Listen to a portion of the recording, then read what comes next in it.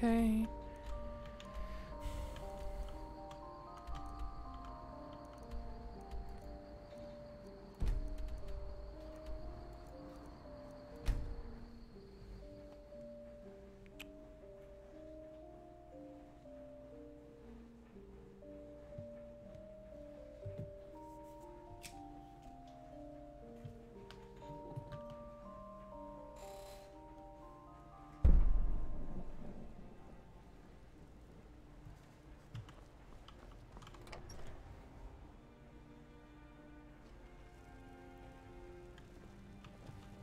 I am your sword and your shield.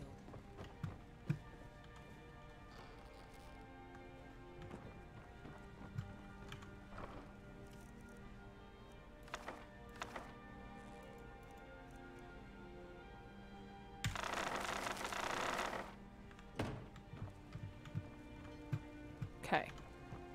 Let's go to the fire. Let's sit here. There we go.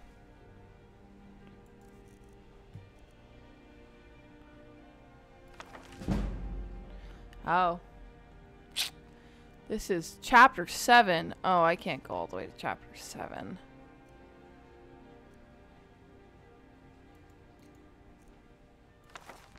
A Game at Dinner by an anonymous spy. Forward from the publisher. The history behind this letter is almost as interesting and dark as the story it tells. The original letter to the mysterious Dahunian was copied and began circulating around the ashlands of Vanderfell a few months ago. In time, a print found its way to the mainland, and Prince Halu Helster. Thank you for the follow. Really appreciate that. Very, very much. Thank you. Palace outside Almalexia. I think that's how you pronounce it. While the reader may conclude after reading this letter that the prince would be furious about such a work, impugning his highness with great malevolence, quite the reverse was true. The prince and his mother, Queen... Damn, this is nostalgic. I've never read them before, so I'd like to read them.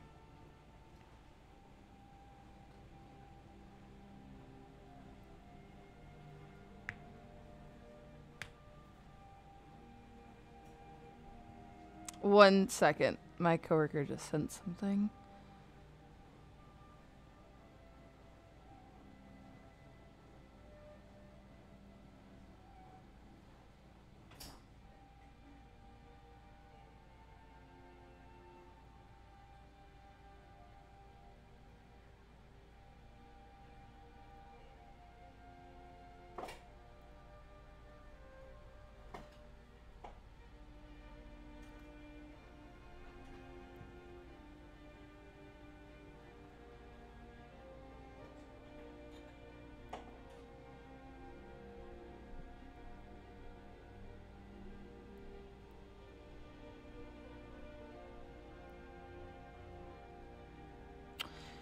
Wow. So, my coworker that I have, this is different than Skyrim, but I just want to give context to why that was important for me to read. So my coworker, she is of Mexican descent. However, her family from, I think, her grandparents or great-grandparents have lived in the U.S., were born in the U.S. Her father even served in our military. And there were unsavory racist comments made about her. She was told to go back to her own country, which is the U.S. Her family has been in the U.S. for years, and then had other bad things said about her. And the person that said these comments is not being fired, and so she's leaving in a very professional way. She is deciding to finish out 2 weeks, put her 2 weeks notice. And I'm very proud of her for doing it that way, but I'm a little disappointed. A little disappointed in my workplace right now, but I can only do so much. So back to the book. I don't know how to pronounce that name. That is hard. So we're going to call her Queen Bee, because that's the best I can do. Had it privately printed in bound copies and sent to libraries and booksellers throughout Morrowind. As matter of record, the Prince of the Queen have not officially stated whether the letter is a work of pure imagination or based on an actual occurrence. The House Dress has publicly denounced the work, and indeed no one named Dehunion, despite the suggestion in the letter, has ever been linked to the house. We leave the reader to interpret the letter as he or she believes. Neris Gan, publisher. Dark Liege Dehunion. You asked for a detailed description of my experience last night and the reasons for my plea to House Dress for another assignment. I hope I have served you well in my capacity as informant in the court of Prince Elsif. As man who I have stated in many previous reports could teach Molgbal how to scheme. As you know, I've spent nearly a year now working my way into his inner circle of advisors. He was in need of friendship when he arrived in Morrowind, and eagerly took me and a few others. Still, he was disinclined to trust any of us, which is perhaps not surprising given his tenuous position in Morrowind society. For your unholiness's recollection, the prince is the eldest son of Queen Bee, who was once the queen of Morrowind and once the queen of the High Rock Kingdom of Wayrest. At the death of her husband, Prince Elsif's stepfather, King Edwire, thinks I say that, there was a power struggle between the prince and Edwire's daughter, the Princess Elisana. Though details of what transpired are imperfect, it is clear that Elisan won the battle and became queen, banishing Helstith and she banished her mom. Bro, that's not okay. Bee's only other child, Morg, had already left court to marry and become queen of the Somerset Isles kingdom of Firsthold. Bee and Helseth crossed the continent to return to Morrowind only last year. They were well received by Bee's uncle, our current king, Halu Athen Lithan. See, these are some names, bro. These names are really hard, especially for me, because I can barely read in the first place. Like, barely read. Like, I don't know how I've almost graduated from college. Because, like, hard words, I'm like, meh. You know what I mean? This is hard. Who had taken the throne after Bee's... What the hell is... What is... I can't put... This word that starts with an A. Avocation? I'm guessing. More than 40 years ago, Bee made it clear that she had no designs on reclaiming the throne, but merely to retire to her family's estate. Elsif, as you know, has lingered in the royal court, and many have whispered that while he lost the throne of Wayrest, he does not intend to lose the throne of Morrowind at Lathan's death. I have kept your unholiness informed of the prince's movements, meetings, and plots, as well as the names and characters of his other advisors. As you may recall, I've often thought that I was not the only spy in Helsith's court. I told you before that a particular Dunmer counselor of Helsith's looked like a fellow I had seen in the company of Thoril Sroni, the archcanon of the Tribunal Temple. Another, a young Nord woman, has been verified to visit the Imperial Fortress in Balmora. Balmora? It's called Balmora. Of course, in their cases, they might well have been on Helsith's own business.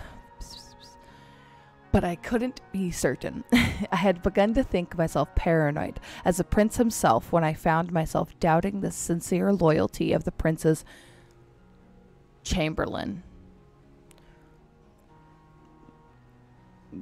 Burgess, a Breton who had been in his employ since his days in the court of Wayrest. This is the background on that night, last night. Yesterday morning I received a curt invitation to dine with the prince. Based only on my own paranoia, I dispatched one of my servants, who is a good and loyal servant of the house dress, to watch the palace and report back anything unusual. Just before dinner, he returned and told me what he had witnessed. A man cloaked in rags had been given entrance into the palace and had stayed there for some time. When he left, my servant saw his face beneath the cloak. An alchemist of infamous repute, said to be a leading supplier of exotic poisons. A fine observer, my servant also noticed that the alchemist entered the palace smelling of wickweed, bitter green, and something alien and sweet. When he left, he was odorless. He had come to the same conclusion I did. The prince had produced ingredients to prepare a poison. Bitter green alone is deadly when eaten raw, but the other ingredients suggest something far deeper. As your unholiness can undoubtedly imagine, I went to dinner that night, prepared for an eventuality. All of Prince Elsif's other counselors were in attendance, and I noticed that they all were slightly apprehensive. Of course, I imagined that I was in a nest of spies, and all knew of the prince's mysterious meeting. It is just as likely that some knew of the alchemist's visit, while others were simply concerned by the nature of the prince's invitation. And still others merely unconsequently adopted the tense disposition of their fellow, better informed counselors. The prince, however, was in fine mettle and soon had everyone relaxed and at ease. At 9, we were all ushered into his dining hall, where the feast had been laid out. And what a feast! Honeyed grapples, fragrant stews, roast in various blood sauces. Blood sauces? Blech, that's disgusting. And every variety of fish and fowl, expertly and ostentatiously, that's the biggest word I've attempted to pronounce in many, many days, prepared crystal and golden flagons of wine, flin, sheen, and motsty, I don't fucking know. We're at our seats to be savored as appropriate with each course. As tantalizing as the aromas were, it occurred to me that in such a maze of spices and flavors, a discreet poison would be undetectable. Throughout the meal, I maintained the illusion of eating the food and drinking the liqueur, but I was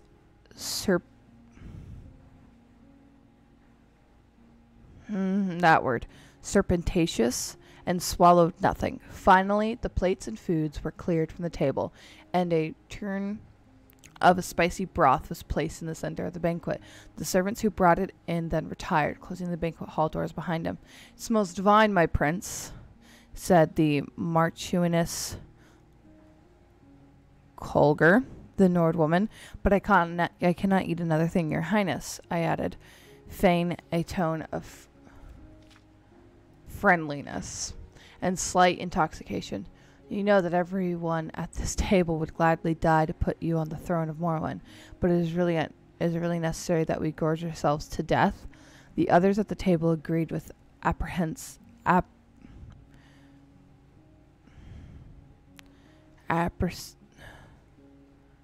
appreciative, that's the word, groans. I figured it out. Prince Elsif smiled. "I swear by Vernum the Gifter, my dark liege, even you have never seen a smile such as this one." Ironic words, you see. An alchemist visited me today, as some of you already doubtlessly know.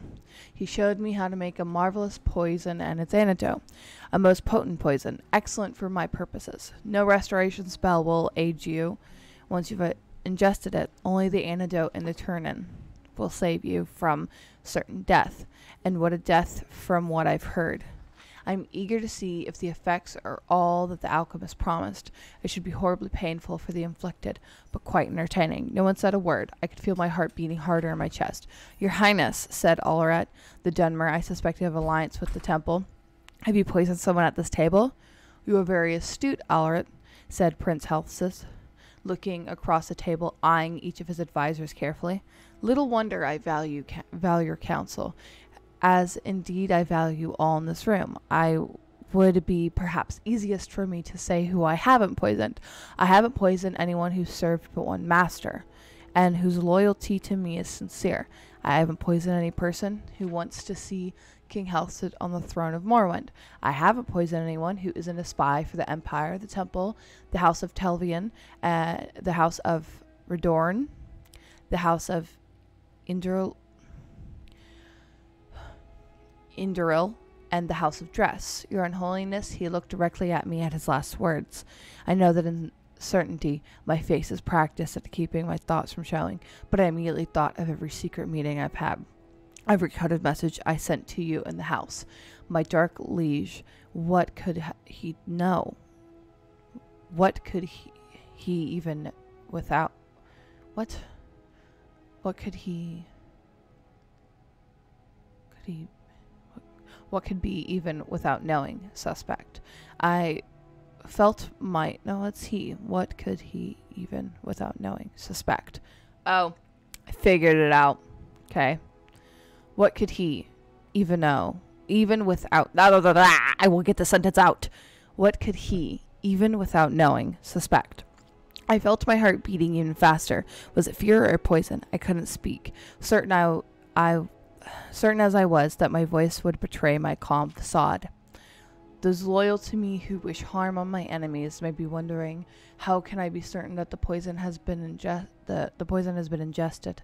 And is it possible that the guilty party, or dare I say parties, were suspicious and merely pretended to eat and drink tonight? Of course. But even the craftiest of pretenders would have to raise a glass to his or her lips and put empty forks or spoons in their mouths to play the charade. Sorry, wrong word. The food, you see, was not poisoned. The cups and cutlery were. If you did not partake out of fear, you're poisoned just the same, and sadly missed an excellent roast. Sweat beaded on my face, and I turned from the prince so he would not see. My fellow advisors, all of them, were frozen on their seats.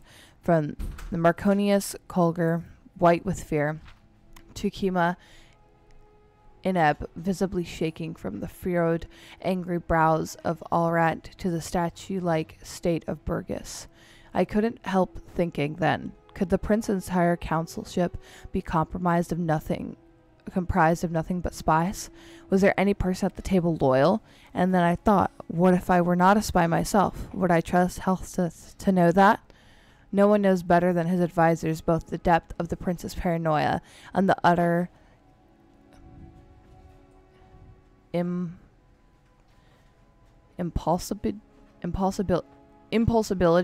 of his ambition. If I were not a spy for the House of Dress, even then would I be safe? Could a loyalist be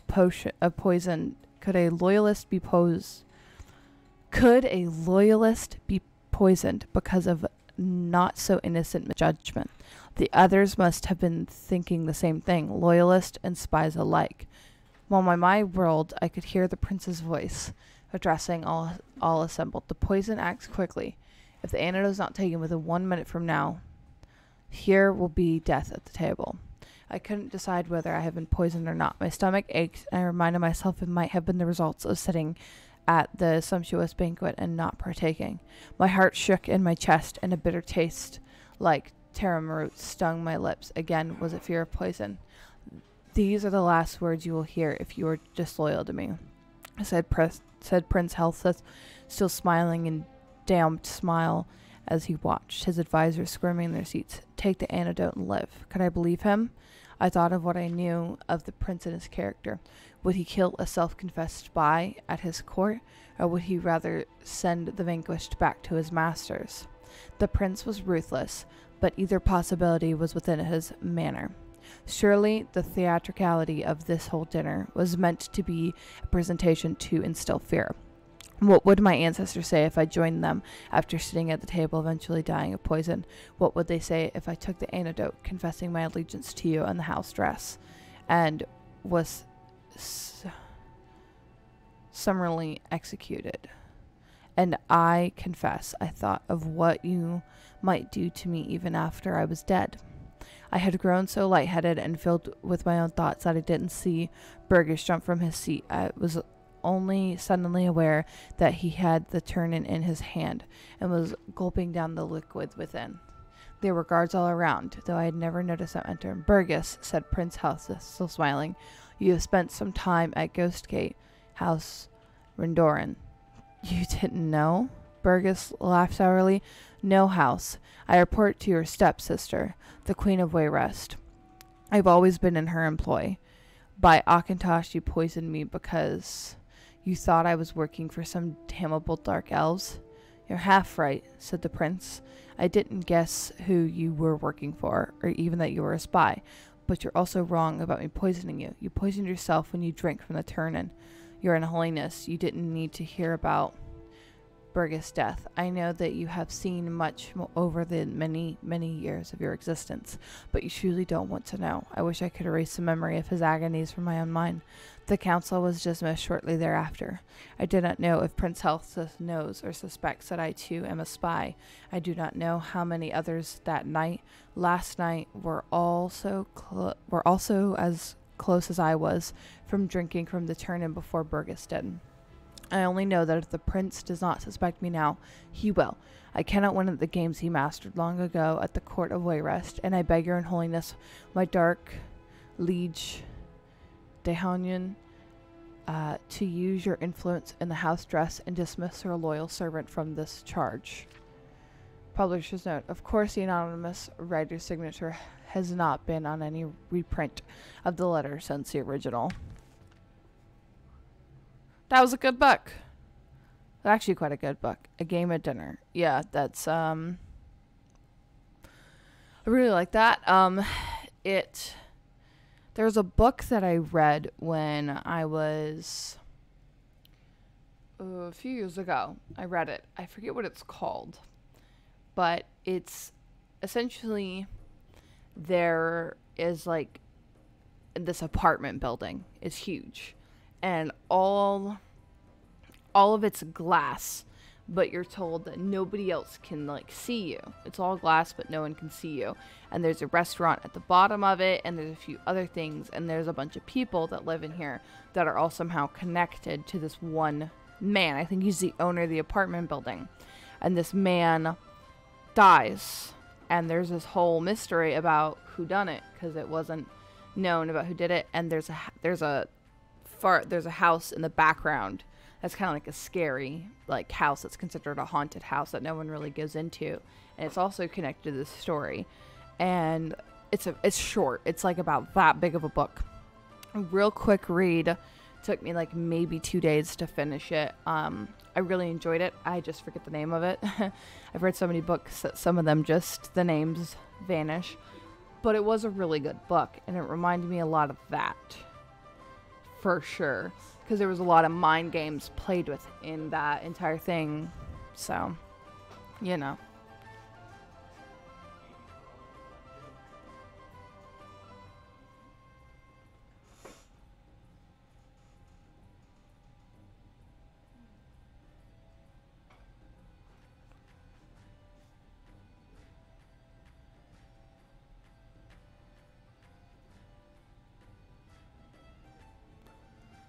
So, next book, Adventurer's Journal. Let's read this. This journal contains several undated entries. First entry, hard to believe I filled up the whole journal already. I know I already read this. I already read that before. Beggar by Revan. Hello. There we go. Elsif Erol was the last of the litter of 5 born to the queen of the prosperous Nordic kingdom of Erolgard. Oh, what are these names? That's what I'm giving her name. And her husband, the king of Erolgard. Yotolf. During pregnancy, the queen had been more than twice as wide as she was tall, and the act of delivery took 3 months and 6 days after it had begun. Okay, this is just pure fairy tale. It is perhaps understandable that then Lefrocopia elected upon expelling Elsif to frown and say good riddance and die. Like many Nords, Yoltif did not care very much for his wife, and less for his children. His subjects were puzzled, therefore, when he announced that he would follow the ancient tradition of his people of Altamore, of his following his beloved spouse to the grave.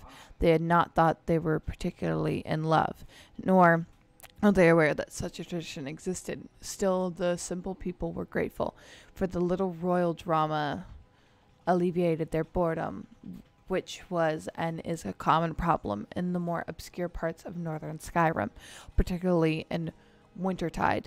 He gathered his household staff and his 5 fat, bawling little heirs in front of him, and divided his estate. To his son Unup he gave his title. To his son Laroon he gave his land. To his son Subad he gave his fortune. To his daughter what? Lesser. What the hell is his name? He gave his army. Yoltif's advisors had suggested he keep the inheritance together for the good of the kingdom, but Yoltif did not particularly care for his advisors of the king or the kingdom. For that matter, upon making his announcement, he drew his dagger across his throat. One of the nurses, who was rather shy, finally decided to speak as the king's life. Abdway, your highness, you forgot your 5th child, little Elsif. Good, Yoltif groaned, and somewhat hard to concentrate with blood gushing from one start after all. The king tried in vain to think of something to bequeath, but there was nothing left. Finally, he sputtered irritably. Elsif should have taken something then, and died. That a babe but a few days old was expected to demand his rightful inheritance was arguably unfair, but so Elsif Errol was given his birthright with his father's dying breath. He would have nothing but what he had taken. Since no one else would have him, the shy nurse, whose name was Durspa, took the baby home. It was a decrepit little shack, and over the years that followed, it became more and more decrepit. Unable to find work, Durspa sold all of her furnishing to buy food for little Elsif. By the time he was old enough to walk and talk, she had sold the walls and the roof as well, so they had nothing but a floor to call home. And if you've ever been to Skyrim, you can appreciate that is scarcely sufficient. Durspa did not tell Elsif the story of his birth, or that his brothers and sisters were leading quite nice lives with their inheritance, for as we have said, she was rather shy and found it difficult to broach the subject. She was so painfully shy, in fact, that whenever he asked any questions about where he came from, Durspa would run away. That was more or less her answer for everything, to flee. In order to communicate with her at all, Esfulf learned how to run almost as soon as he could walk. He couldn't keep up with his adopted mother at first, but in time he learned to go toe heel. If he anticipated a short but fast sprint, and heel toe, if it seemed Durspa was headed for a long-distant marathon flight. He never did get all the answers he needed from her, but Esfulf did learn how to run. The kingdom of Erelgard had, in the years that Elsif was growing, become quite a grim place. King Unup did not have a treasury, for Sunbud had been given that. He did not have any property for income, for Laroon had been given that. He did not have an army to protect the people, for Lasafritrar had been given that. Furthermore, as he was but a child, all decisions of the kingdom went through Unup's rather corrupt council.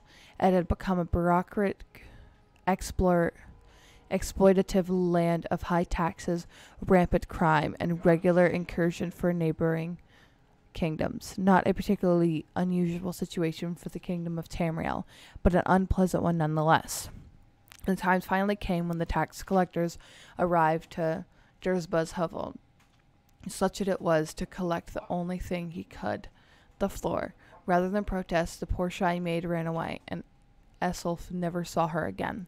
Without a home or a mother, Elsif did not know what to do. He had grown accustomed to the cold open air in Dersba's shack, but he was hungry. "May I have a piece of meat?" he asked the butcher down the street. "I'm very hungry." The man had known the boy for years, often spoke to his wife about how sorry he felt for him, growing up in a home with no ceiling and walls. He smiled at Elsif and said, "Go away, or I'll hit you." Elsif hurriedly left the butcher and went to the nearby tavern. The tavern keeper had been a former valet in the king's court and knew that the boy was by right a prince. Many times he had seen the poor ragged lad in the streets and sighed at the way fate had treated him. "May I have something to eat?" Elsif asked this tavern keeper. "I'm very hungry." "You're lucky I don't cook you up and eat you," replied the tavern keeper. Elsif hurriedly left the tavern. For the rest of the day, the boy approached the good citizens of Earlgard begging for food. One person had thrown something at him, but it turned out to be an inedible rock. As night fell, a ragged man came up to Elsif and, without saying a word, handed him a piece of fruit and a piece of dried meat. The lad took it wide-eyed, and as he devoured it, he thanked the man very sweetly. "If I see you begging on the street tomorrow," the man growled, "I'll kill you myself. There are only so many beggars we of the guild allowed in any one town, and you make it one too many. You're ruining business." It was a good thing Elsif Erlor knew how to run. He ran all night. Elsif Erl's story is continued in the book Thief. Of course, there's more. Do we have the book Thief in our...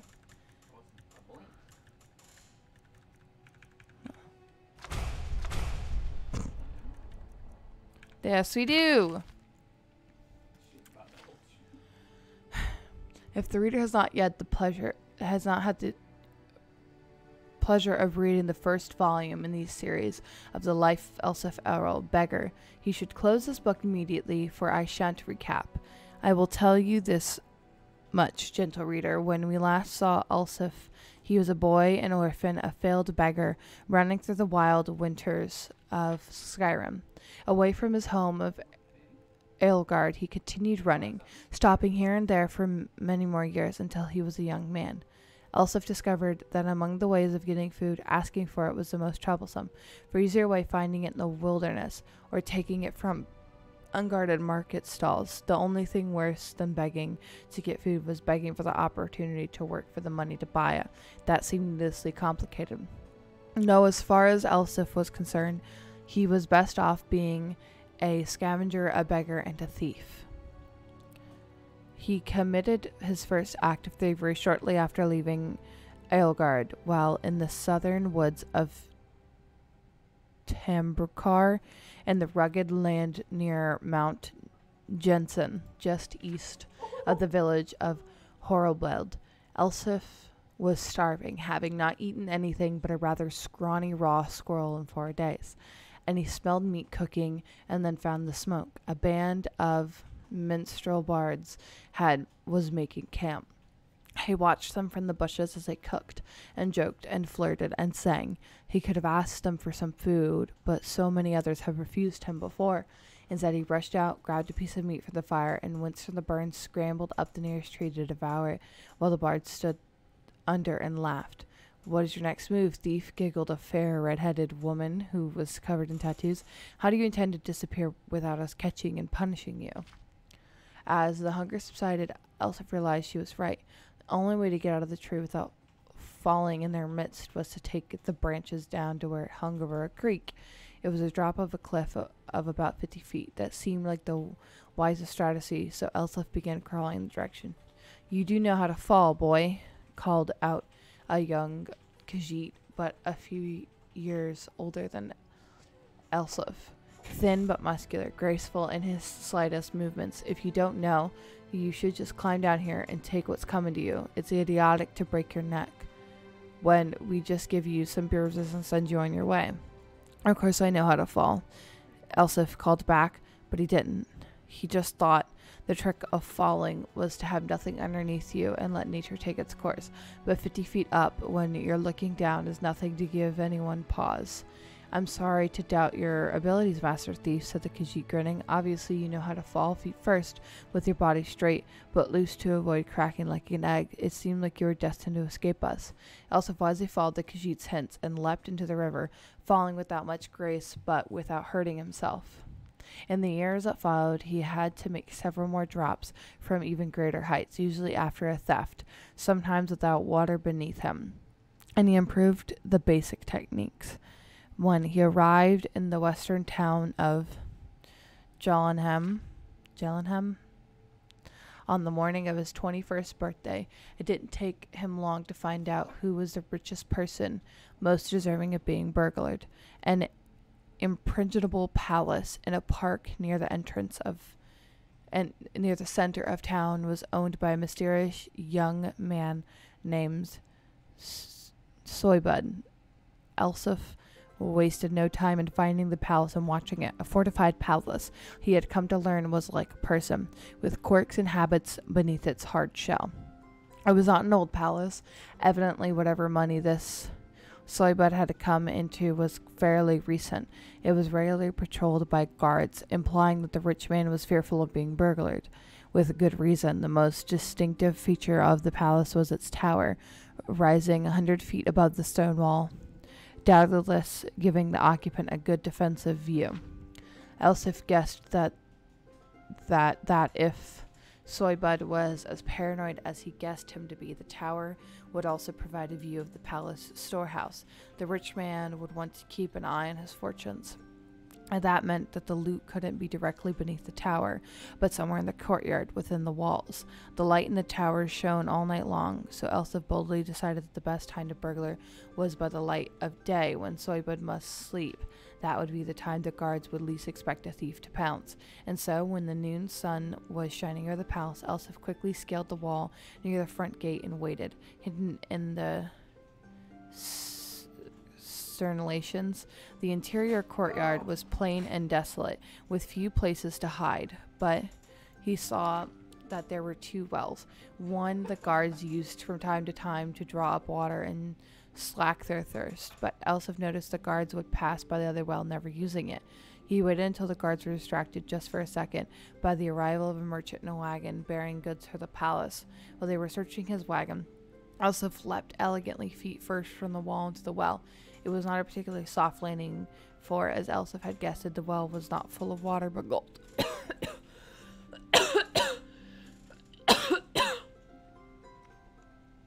I need water. Shit. Still, he knew how to roll after a fall, and he didn't hurt himself. In the dank subterranean storehouse, he stuffed his pockets with gold and was about to go to the door when he assumed would lead to the tower, when he noticed a gem the size of an apple, worth more than all the gold that was left. Elsif found room for it down his pants. The door did indeed lead to the tower, and Elsif followed its curving stairwell up, walking quietly but quickly. At the top, he found the master of the palace private quarters, ornate and cold. Thank you very much for the follow. I really appreciate that. With invaluable artwork and decorative swords and shields on the wall.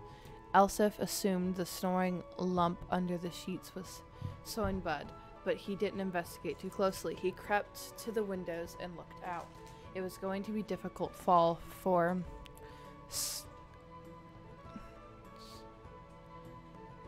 certain. I'm just going to assume that's a form of certain. He needed to jump from the tower, past the walls, and hit the tree on the other side. The tree branches would hurt, but they would break his fall.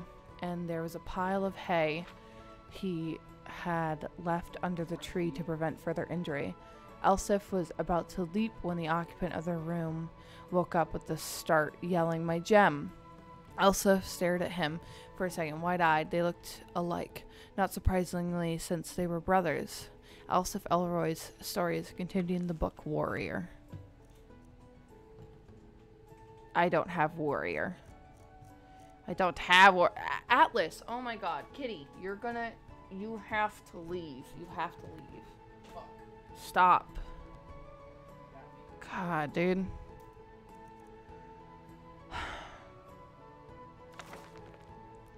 The Book of Bandits, Volume 1. by a friendly source.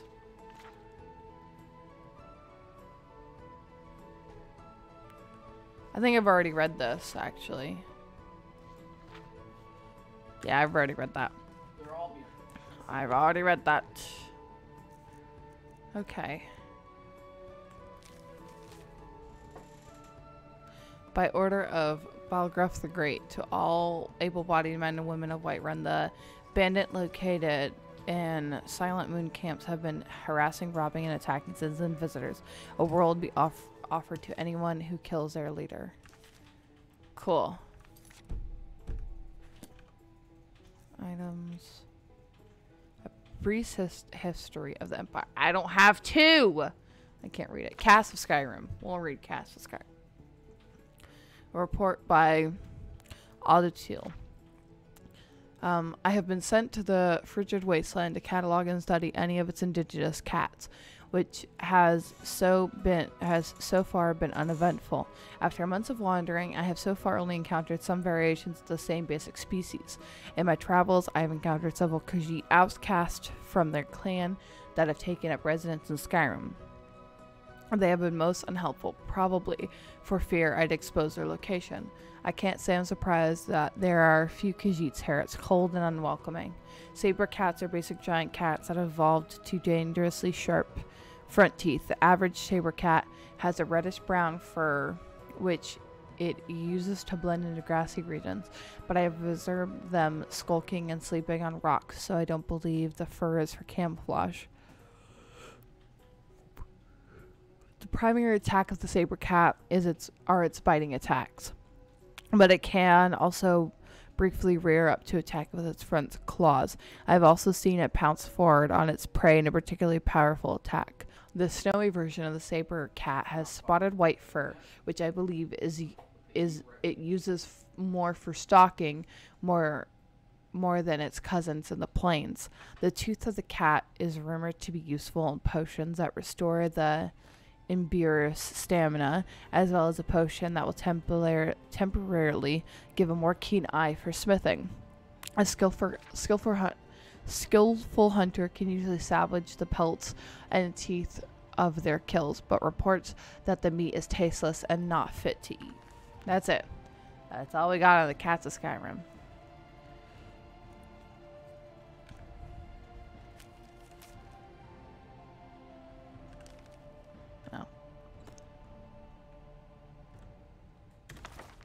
Fall from Glory. The Thieves Guild of Skyrim is something of an enigma. Within the last 2 decades, their order has gone from one of the largest, most influential criminal organizations in all of Tamriel to a small group of stragglers barely able to wreak havoc in their home city of Riften. Although evidence that could explain this rapid decline has never surfaced, speculation has run rampant. One theory holds that the guild suffered a loss. It strongly believed that their guild master was slain by one of their own. This guild master, known only as Gallus, maintained strong ties with many of the influential families in Skyrim. When he perished, those bonds perished with him. Without these bonds, the guild could no longer safely operate within Skyrim's hold. A second theory suggests that the guild is experiencing some sort of mystical curse, causing normal activity for its members to become exceedingly difficult. While there's no solid evidence to support this theory, the last 2 decades have seen an unusual rise in failed attempts by the guild to execute highly lucrative heists. Reasons for the presence of this supposed curse is being attributed to everything from aforementioned murder to divine interference. In order to solve this mystery once and for all, I've spent the last 2 years infiltrating the Thieves Guild. Initially making contact with them in Riften proved difficult, as they're quite wary of outsiders, but through repeated efforts I was able to gain their confidence. It is my hope that once I've gained access to some of the guild's leadership, I can learn more about their decline and publish a second volume of my work. Although helping the guild perform their petty crimes brand me as a criminal, I feel that it's a burden worth hearing. The mystery of the Thieves Guild fall from power needs to be solved once and for all, as a matter of record and as a footnote to Skyrim's history.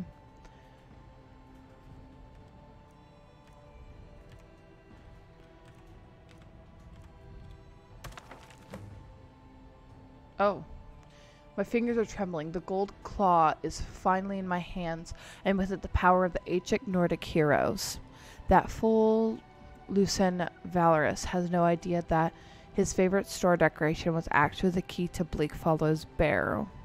Now I just need to act to the Hall of Stories and unlock the door. The legend says there's a test that the Nords put in place to keep the unworthy away, but that when you have the golden claw, the solution is in the palm of your hands. Journal of Gallus. So I have a version that's not encoded? No. Okay. 10 years of ridicule, 10 years of imprisonment, 10 years of exile. The children threw rocks and the women spat upon me as menfolk dragged me into Whiterun's prison. They branded me a danger to their pitiful existence, used words like madman and insane. Could a madman escape the prisons undetected? Could a lunatic establish a laboratory right under their noses? Could a psychopath create a mighty army from the common skeever? An army of rats? You had an army of rats. Little nasty little rats. An army of rats. Okay. My day as an apprentice alchemist in Winterhold were no better. Those egotistical braggarts couldn't compete with my abilities. Where they fell short, I'd constantly excel. Did they appreciate my genius? Did they relish my contributions? No. My instructors beat me and said I was irresponsible. I think that's a misspelling. Irresponsible. And the Archmage cast me into the streets like a common beggar, as my enemies grow complacent and weak, as they forget Hamelin and his utter brilliance. I build my army. I use every bit of knowledge at my disposal to forge their demise. Thanks to Sorbian's unwitting assistance, my legion grows stronger every day. The irony that the same ingredients used to make his vile drink could be used to feed my offspring isn't lost upon me. Oh, they will pay. Their ignorance of impending annihilation amuses me. I will bury Whiterun and watch Winterhold burn. And when they experience the fury I've unleashed upon them, when my progeny are gnawing the flesh from their bones, they will come begging and groveling at my feet. But there will be no mercy, no quarter, and no leniency, and I will laugh and I will dance and I will rejoice over their mangled broken corpses. The time for recompense has arrived. 10 years of pain, 10 years of misery, 10 years of death.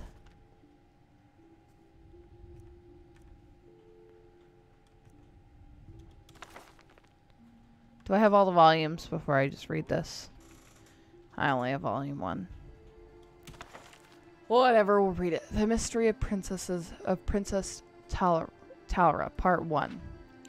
The year was 3E405. The occasion was the millennial celebration of the founding of the Breton Kingdom of Calmern.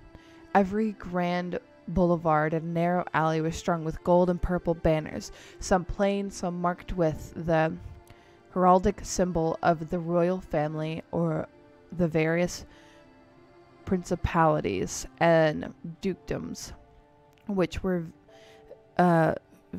vassals of the kingdom. Musicians played in the plaza, great and small, and on every street corner was a new exotic entertainer, red guard snake charmers, Khajiit acrobats, magicians of genuine power, and those whose flamboyant skill was equally impressive if largely illusion. The sight that drew most of the male citizens of Claremore was the March of Beauty. 1,000 comely young women, brightly and provocatively dressed, danced their way down the long, wide main street of the city, from the temple of Sethiat to the royal palace.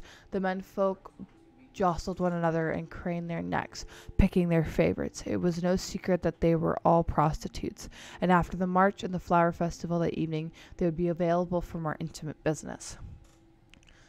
Gyan attracted much of the attention, with her tall, curvaceous figure barely covered by strips of silk, and her curls of flaxen hair speckled with flower petals. In her late 20s, she wasn't the youngest of the prostitutes, but she was certainly one of the most desirable. It was clear by her demeanor that she was used to the lavish, lascivious glances, though she was far from jaded at the sight of the city in splendor. Compared to the squalid quarters of Dagger Fall, where she made her home, Kemlorn, at the height of celebration, seemed so unreal. And yet, what was even stranger was how, at the same time, familiar it all looked, though she had never been there before. The king's daughter, Lady Julia, rode out of the palace gates and immediately cursed her misfortune. She had completely forgotten about the March of Beauty. The streets were snarled at a standstill. It would take hours to wait for the march to pass, and she was promised her old nurse Rumik a visit in her house south of the city. Julia found for a moment, picturing in her mind the arrangement of streets in the city, and devised a shortcut to avoid the main street and the march. For a few minutes, she felt very clever as she wound her way through tight, curving side streets, but presently she came upon temporary structures, tents and theaters set up for the celebration, and had to improvise a new path. In no time at all, she was lost in the city where she had lived all but 5 years of her life. Peering down an alley, she saw the main avenue crowded with the March of Beauty, hoping that it was the tail end, and desirous not to be lost again. Lady Julia guided her horse toward the festival. She did not see the snake charmer in the mouth of the alley when his pet hissed and spread its hood. Her charge reared up in fear. The woman in the parade gasped and surged back at the sight. Lady Julia quickly calmed her stallion down. She looked abashed at the spectacle she had caused. "My apologies, ladies," she said with a mock military salute. "It's all right, madam," said a blonde in silk. "We'll be out of your way in a moment." Julia stared at them as the march passed her, looking at that whore who had been looking in a mirror, the same age and height and hair and eyes and figure, almost exactly. The woman looked back at her, and it seemed as if she was thinking the same thing. And so Ginia was. The old witches who sometimes came into Daggerfall had sometimes spoke of doppelgangers, spirits that assumed the guise of their victims and pretended certain death. Yet the experience had not frightened her. It seemed only one more strangely familiar aspect of the alien city. Before the march had danced its way into the palace gates, she had all but forgotten the encounter. The prostitutes crushed into the courtyard as the king himself came to the balcony to greet them. At his side was his chief bodyguard, a battle mage by the look of him. As for the king himself, he was a handsome man of middle age, rather unremarkable, but Ginia was awed at the sight of him. A dream, perhaps. Yes, that was it. She could see him as she had dreamt of him, high above her as he was now, bending now to kiss her. Not a one of lust as she had experienced before, but one of a small fondness, a dutiful kiss. "Dear ladies, you have filled the streets of the great capital of Kalmar with your beauty," cried the king, forcing a silence of giggling, murmuring assembly. He smiled proudly. His eyes met Ginia's as he stopped shaken. For an eternity they stayed locked together before his highness recovered and continued his speech. Afterwards, while the women were all en route back to their tents to change into their costumes for the evening, one of the older prostitutes approached Ginia. "Did you see how the king looked at you? If you're smart, you'll be the new royal mistress before the celebration ends." "I've seen looks of hunger before, and that wasn't one of them," laughed Ginia. "I'd wager he thought I was someone else, like that lady who tried to run us over with her horse. She's probably his kin, and he thought she had dressed up like a courtesan and joined the March of Beauty. Can you imagine the scandal?" Whenever they arrived at the tents, they were greeted by a stocky, well-dressed young man with a bald pate and a commanding presence of authority. He introduced himself as Lord Strahl, ambassador to the emperor himself, and their chief patron. It was Strahl who had hired them on the emperor's behalf as a gift to the king and the kingdom of Kemlorn. The March of Beauty is but a precursor to the flower festival tonight.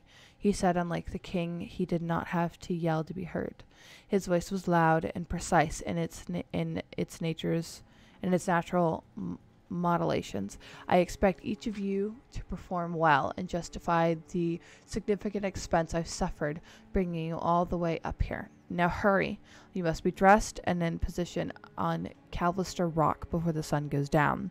The ambassador didn't have to worry. The women were all professionals, experts at getting dressed and undressed with none of the time-consuming measures less promiscuous females required. His manservant Gornbooth offered his assistance, but found he had little to do. Their costumes were simplicity itself, soft, narrow sheets with a hole for their head. Not even a belt was required, so the gowns were open at the side, exposing the frame of their skin. So it was long before the sun had set that the prostitutes turned dancers were at Calvister Rock. It was a great wide, prominently facing the sea, and for the occasion of the festivals of flowers, a large circle of unlit torches and covered baskets had been arranged. As early as they were, a crowd of spectators had already arrived. The women gathered in the center of the circle and waited until it was time. Gian watched the crowd as it grew, and was not surprised when she saw the lady from the march approaching, hand in hand with a very old, very short, white-haired woman. The old woman was distracted, pointing out islands out at the sea. The blonde lady seemed nervous, unsure of what to say. Gin was used to dealing with uneasy clients and spoke first. Good to see you again, madam. I'm Gin of Daggerfall. I'm glad you bear me no ill will because of the horrors. I mean horses. The lady laughed. Some relieved. I am Lady Gilia Ray's daughter of the king. I always thought the daughter of kings were called princesses, smiled Gian, and Calmorn only when they are heirs to the throne. I have a younger brother from my father's new wife, whom be favors. Gilia replied. When she felt her head swim, it was madness speaking to a common prostitute, talking of family politics so intimately. Relative to that subject, I must ask you something very peculiar. Have you ever heard of the Princess Talara? Gian thought a moment. The name sounds somewhat familiar. Oh, saucy stories. Yes, MD. This one so far seems to be yes. But, familiar, why would I have? I don't know. It was a name I just thought you might recognize, sighed Lady Gilia. Have you been to Calmorn before? If I did, it was when I was very young, said Ginya. And suddenly she felt it was her turn to be trusting. Something about the Lady Gilia's friendly and forthcoming manner touched her. To be honest, I don't remember anything at all of my childhood before I was 9 or 10. Perhaps I was here with my parents, whoever they were, when I was a little girl. I tell you, I think perhaps I was. I don't recall ever being here before, but everything I've seen, the city, you, the king himself, all seems like I've been here before, long ago. Lady Gilia gasped and took a step back. She gripped the old woman who had been looking out at the sea and murmuring by the hand. The elderly creature looked to Gilia, surprised, and then turned to Ginya. Her ancient, half-blind eyes sparkled with recognition, and she made a sound like a grunt of surprise. Ginya also jumped. If the king had seemed like something out of a half-forgotten dream, this woman was someone she knew, as clear and yet indistinct as a guardian spirit. I apologize, stammered Lady Gilia. This is my childhood nursemaid, Ramik. It's her, the old woman cried, wild-eyed. She turned, run forward, arms outstretched, but Gilia held her back. Ginya felt strangely naked and pulled her robe against her body. No, you're wrong, Lady Gilia whispered to Ramik, holding the old woman tightly. The Princess Talara is dead. You know that. I shouldn't have brought you here. I'll take you back home. She turned back to Ginya, her eyes welling with tears. The entire royal family of Calmorn was assassinated over 20 years ago.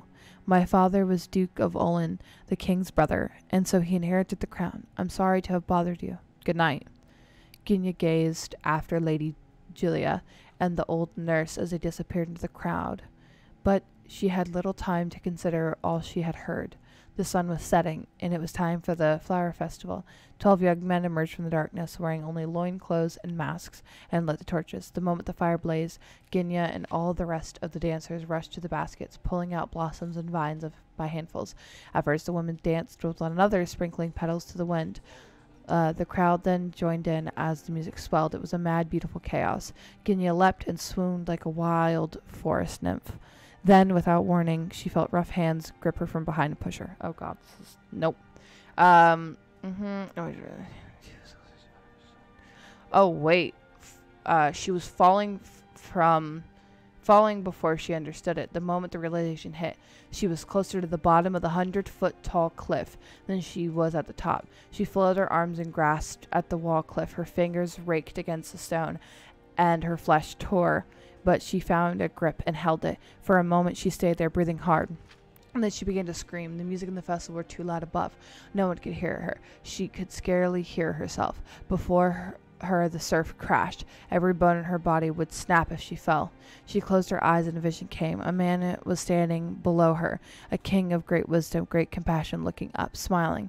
A little girl, golden-haired, mischievous, her best friend and a cousin, clung to the rocks behind her. The secret to falling is making your body go limp, and with luck you won't get hurt, the girl said. She nodded, remembering who she was. 8 years of darkness lifted. She released her grip and let herself fall like a leaf into the water below. Bro, I think it's pronounced like vagina. Oh, well. Well, we pronounced it wrong the entire story. So, she was the missing princess. I guess we don't know if she lived or died. Man, that's rough, bro. Nightingale, fact or fiction? Let's see. Mention the nightingale to any thief worth his salt, and he'll laugh in your face. He'll tell you that the supposed avengers of the Daedric Lord Nocturnal are nothing but fictional characters who live nowhere else but within tales designed to scare young footpads into doing what they're told. But are they fictional or simply misunderstood? While it's true that most scholars would scoff at the notion of holy sect appearing within the normally unethical and organized rabble that is the Thieves' Guild, evidence suggests that such a group exists at one time within the borders of Skyrim. 120 years before the publication of this tome, a corpse was discovered wearing a strange suit of armor that was described as forged midnight. The tattered armor bore a crest of some sort, the symbol of a bird embracing a circle, undetailed blackness. The remains in the armor was taken to the College of Winterhold for study, but mysteriously vanished only a day after it arrived. The crest from this armor was circulated around Skyrim for years, but identification proved almost impossible. And then the most unlikely source, a prisoner incarcerated within the mine of Markarth, claimed that it was the mark of a group of thieves who called themselves the Nightingales. When pressed for more information, the prisoner claimed that the Nightingales were warriors of Nocturnal and performed her bidding without questions. He claimed his source was someone he knew within the Thieves' Guild of Skyrim, but he refused to identify them by name, so his story was quickly dismissed. The second piece of evidence pointing to the existence of the Nightingales exists to this day just outside of Riften. Discovered at the terminus of the short pathway of the main road stands a stone of unidentified blackened material. Carved into its face, the same avian symbol previously found on the dark suit of armor. To those that prescribed to the existence of the Nightingale, this was thought to be some sort of a meeting place. To others, the symbol was once again dismissed as a hoax or simply a diversion created by the Thieves' Guild. The final and most controversial sample of evidence is a passage found scrawled on the inside of the cell wall in Whiterun. The cell had previously been occupied by a Dunmer named Ruthless, was incarcerated for murder and was set for execution. After the deed was performed and Ruthless' cells was examined, the following was found etched into one of the stone blocks. "Take my hand, Lady Nocturnal, for it's my will to serve you. As a nightingale, I'm born anew. Let my past echo our triumph." This is the first and only time that a solid connection between Nocturnal and the Nightingale has been made. The unusual nature of the passage, the religious connotations towards Nocturnal made by a career criminal, kept discussions lively for years regarding the possibility of the group actually existing. Sadly, since a single piece of evidence beyond this has surfaced to date, this exciting discovery faded into obscurity and the debate subsided. With this scant example of evidence, conclusions are difficult to formulate. All we're left with are more questions than answers. Can religion and thievery coexist? Does the Daedric Lord Nocturnal have active agents roaming Skyrim with no doubt nefarious purposes? Does the Thief Guild have extensive knowledge of the Nightingale but remain sworn to secrecy? Perhaps one day the answers to these questions will be revealed, but at present it falls to you, the reader, to decide whether the Nightingales are fact or merely fiction. Bam! Okay.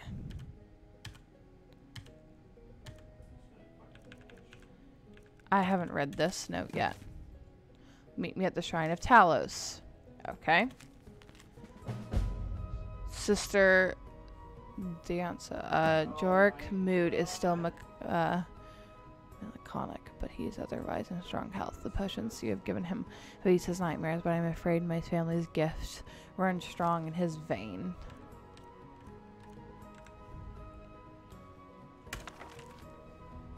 Alright, I need to get some water because reading a bunch hurts your throat.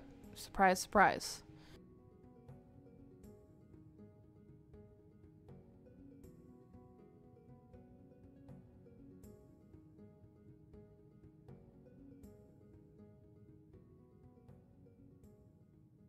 Thanks. Trying to read. Sorry I wasn't, actually, before you start reading this, sorry I wasn't here yesterday. I worked 2 doubles in a row and they exhausted me because it was very, very busy and I didn't expect it to be that busy. And so work was just a lot. I was running around, dealing with customers, doing this, doing that, and I just slept through my alarms. I couldn't get up, and by the time, you know, yeah, and like I had to do laundry and everything, so I just was doing my laundry, and it was just by the time everything was done, I was like, it's too late to start streaming. Yeah, it was just one day. I mean, and then last night was ridiculous, dude. Oh my god, it was so bad. It was Mother's Day in the US yesterday. And Mother's Day, let me explain something about Mother's Day. It is the busiest day every single year for restaurants. By far. I'm not kidding. Like, is everything opening up? Yeah, everything's opening up back in the US. Like, our restaurants are at 25% capacity. And so we're doing that right now. But also, yeah, it's the busiest day every single year. I'm not kidding. We ran out of fried chicken. That's only happened like 4 times since I've worked there in these 2 years. That's how busy we were. Like, everyone takes their mom out. Yeah. And like, or it's like the husband taking out his wife, you know, to say Happy Mother's Day. But also other people that don't just forget that it's that day. And we had a lot of people were letting them know, like, our dining room's open. I'm not kidding. At one point, we had a 2-hour wait on to-go food. If you dined in, it was shorter. So we had a bunch of people come dine in instead. But it was like before that, it was a 2-hour wait, especially for fried chicken. We ran out at lunch. We ran out of so much food at lunch, apparently. Because when I came in for dinner, we were like, I had a list of things that were out. And then at 6 o'clock, that is 3 hours before we closed, we ran out of fried chicken. We had to tell everybody when we picked up the phone, we have a 45-minute wait on food. We don't have any fried chicken or mac and cheese. And they're like, never mind. Click. That was most of our conversations. And they're like, why? Oh, my doctor's calling me. I'll be back.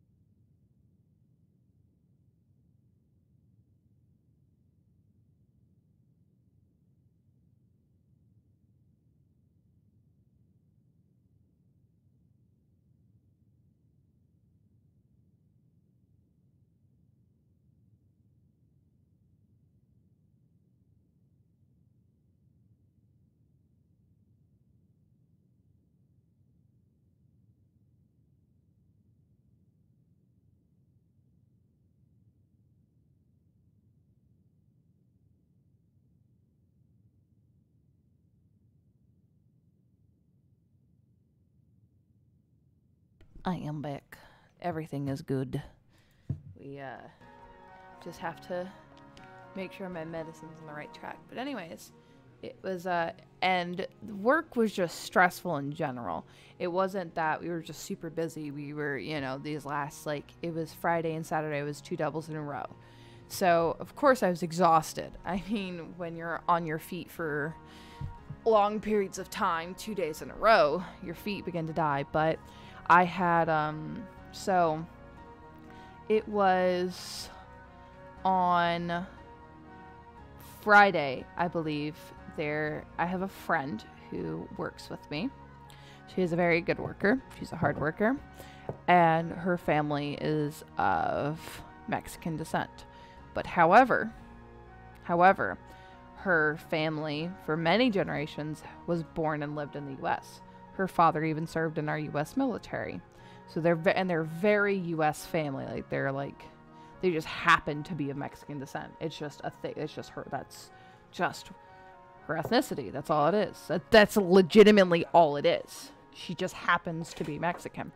Well, someone made racist comments about her, saying she needs to go back to her country, which is the dumbest thing. I mean, I'm like, you mean her home, like down 5 minutes down the road? Because, like, she's from the U.S. Like, she was born in the U.S. Her father was born in the U.S. He served in our military. Her grandparents were born in the U.S. Her grandfather served. Every single man in her family has served in the military. That's what they do. That is their job. They are military men. That's the kind of household she grew up in, was the military. They've all served they have all served. Every single one. And making those comments were disgusting. And she was apparently, and then she made a comment because the thing is they were working and they're both doing to-goes. One's on one side, one's on the other side. And one of them kept going through all their to-go containers. The one that made the racist comments kept going through all of her to-go containers. So for some reason, it was Isabel's job, which is my friend, to stock the other person's to-go containers when they're not being affected on her side. So it made no sense. Why would you stock somebody else's supplies? And so she was getting mad because she was always stocking stuff. But Isabel had all of her supplies on her side because she didn't see a point in going back and forth to her side because her family is a military family, so efficiency is key in their life.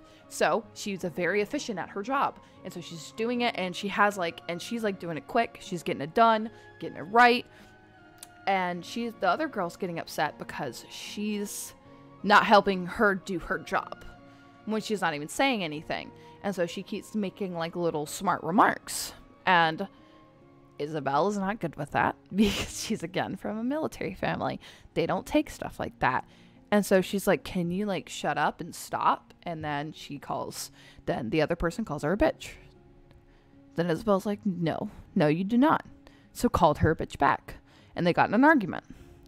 And then Isabel left because she needed to cool down because Isabel didn't want to continue an argument and get fired.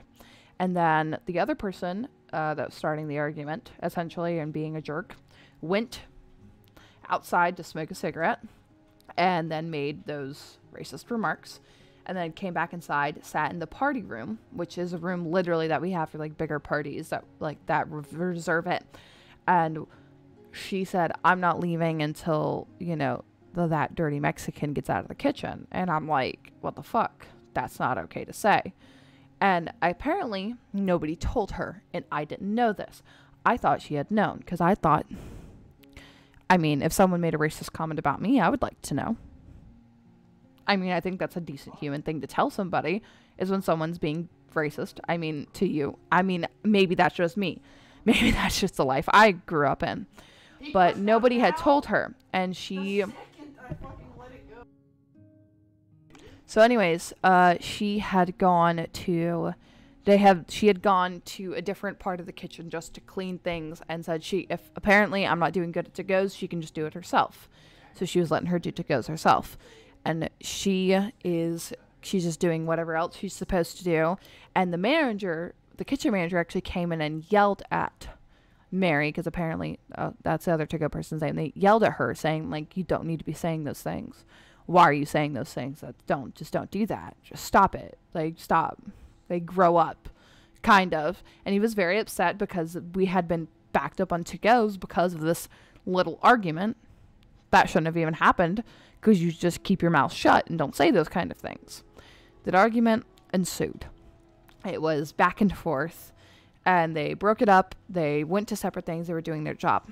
Well, apparently nobody had told her. I didn't know this.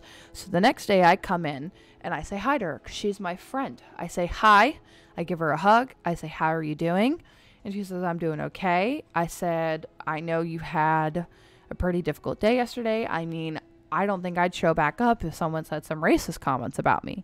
The person had called out, actually, too. The person that made the racist comments called out and said they didn't want to work with her. Want to become famous? Buy followers, primes, and add viewers. Yeah, no.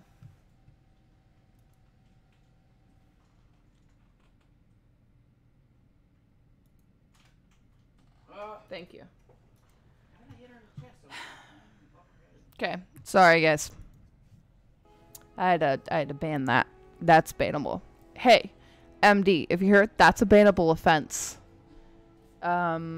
People trying to advertise buying followers. Thanks.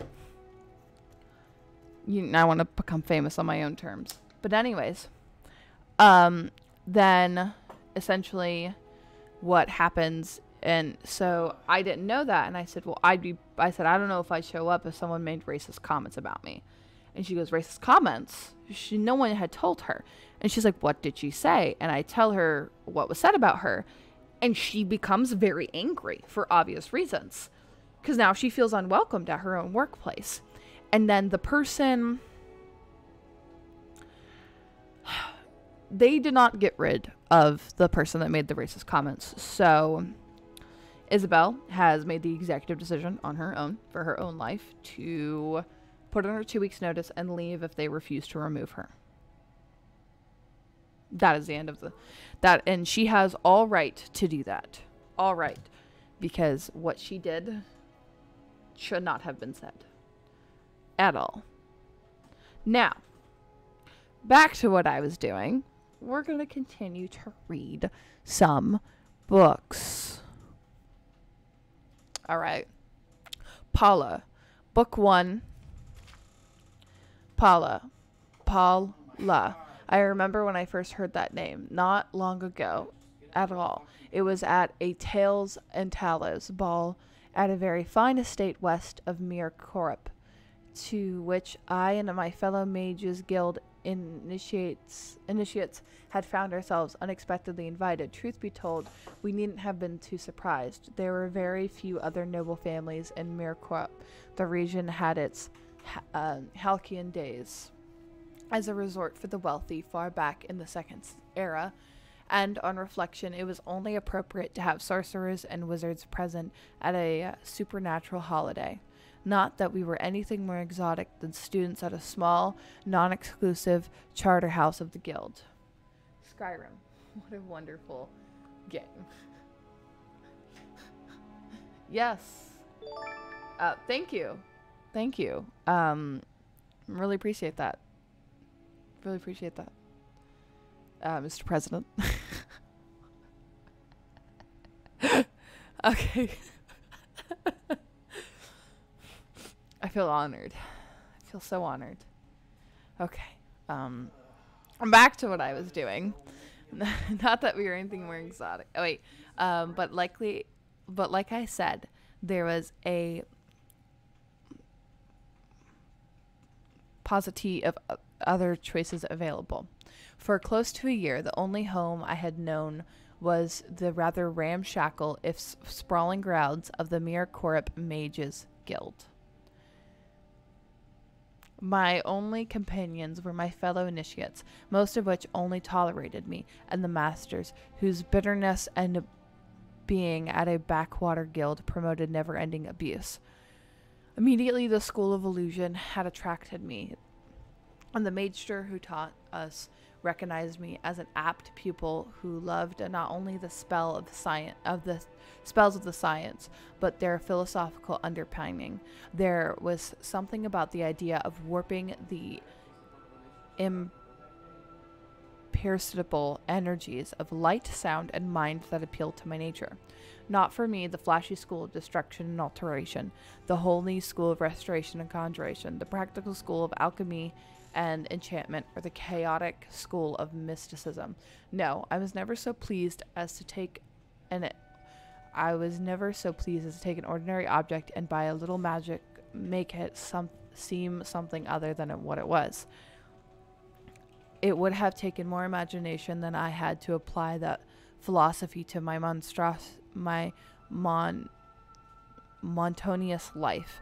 After this morning's lessons, we were assigned tasks before our evening classes. Mine had been to clean out the study of a recently deceased resident of the guild and categorize his clutter of spellbooks, charms, and incunable. It was a lonely and tedious appointment. Magister Tendicus? I don't know. Was an inveterate collector of worthless junk, but I was reprimanded any time I threw something away of the least possible value. And gradually I learned enough to deliver each of his belongings to the appropriate department. Potions of healing to the Magister of Restoration, books of physical phenomenon to the Magisters of Alteration, herbs and minerals to the Alchemist, and soul gems and bound items to the Enchanters. After one delivery to the Enchanters, I was leaving with my customary lack of appreciation when Magister Ilther called me back. "Boy," said the portly old man, handing me back one item, "destroy this." It was a small black disc covered with runes with a ring of red-orange gems like bones circulating its periphery. "I'm sorry, Magister," I stammered. "I thought it was something you'd be interested in." "Take it to the great flame and destroy it," he barked, turning his back to me. "You never brought it here." My interest was piqued because I knew that the only things that would make him react in such a way. Necromancy. I went back to Magister Tendic's chamber and pored through his notes, looking for any reference to the disc. Unfortunately, most of the notes had been written in a strange code that I was powerless to decipher. I was so fascinated by the mystery that I nearly arrived late for my evening class in enchantment, taught by Master Ilther himself. For the next several weeks, I divided my time categorizing the general debris and making my deliveries and researching the disc. I came to understand that my instinct was correct. The disc was a genuine necromantic artifact. Though I couldn't understand most of the Magister's notes, I determined that he thought it would be a means of resurrecting a loved one from the grave. Sadly, the time came when the chamber had been categorized and cleaned, and I was given another assignment, assisting in the stables at the guild's menagerie. At least finally I was working with some of my fellow initiates and had the opportunity of meeting the common folk and nobles who came to the guild on various errands. Thus was I employed when we were all invited to the Talos Ball.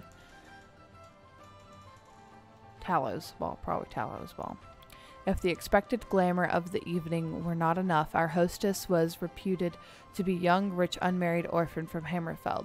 Only a month or two before had she moved to our desolate wooded corner of the imperial province to reclaim an old family manor house and grounds. The initiates at the guild gossiped like old women about the mysterious young lady's past, what had happened to her parents, why she had left or been driven from her homeland. Her name was Beneki, and that was all we knew. We wore our robes of initiation with pride as we arrived for the ball.